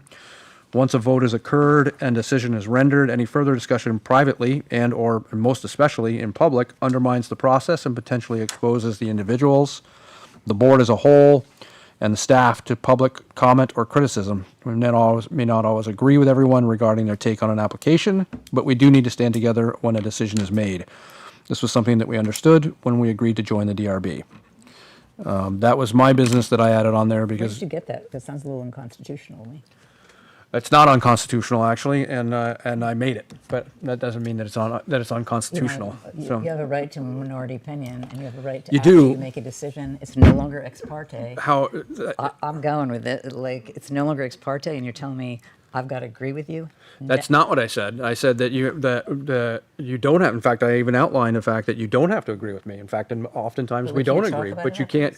But by highlighting it publicly that you don't agree with a decision that's gone on, you now are putting a target on everyone else that was either on either side of it. It could be you were in favor of an approval and everybody else declined it, or you were in favor of a decline and everybody else and the vote passed. It still puts a target on the decision. It now as a member of the board, you're now putting the board with a target on its back for anybody that you're talking to, saying that, well, they made a mistake, or they it was wrong, or I totally disagree with this, and that's fine. I get it as a resident, but you can't. But as a member of this board, you need to make sure that I'd like you're a legal opinion adhering. on that. I think you should go get one. I think you should. I think it's a great idea. In fact, I should go get one?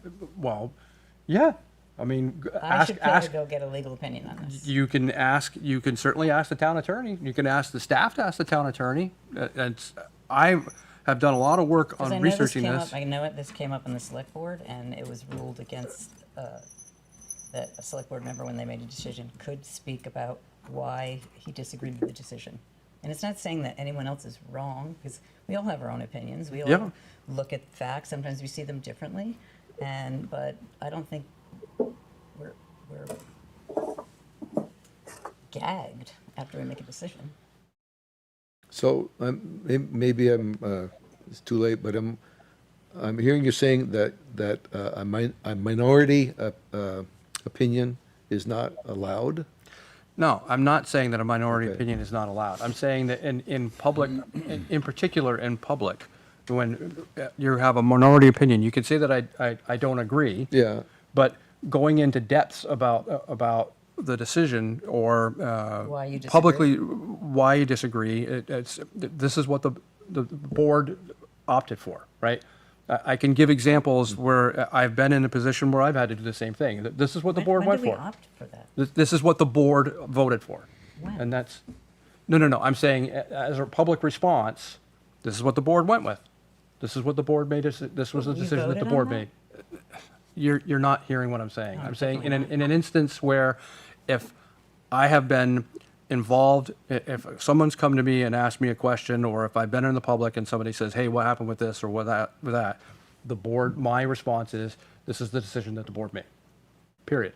And mine won't be. And, okay, good to I mean, know. I would rarely do that because I normally vote yes, but, if somebody asked me what my reason was, I'm certainly not going to do it during the negotiation or when we're in deliberative session, and no one really ever asked me, but I don't think that that's right. Okay, good to I know, mean, people aren't that interested in it anyway. good to know. Okay, So you're saying if somebody asked you about a particular vote, you could say, the board voted this way. You can't say, I voted against it. Or which- why. or Not allowed to say against it why. or for it, or it's, You could say how you voted for or against.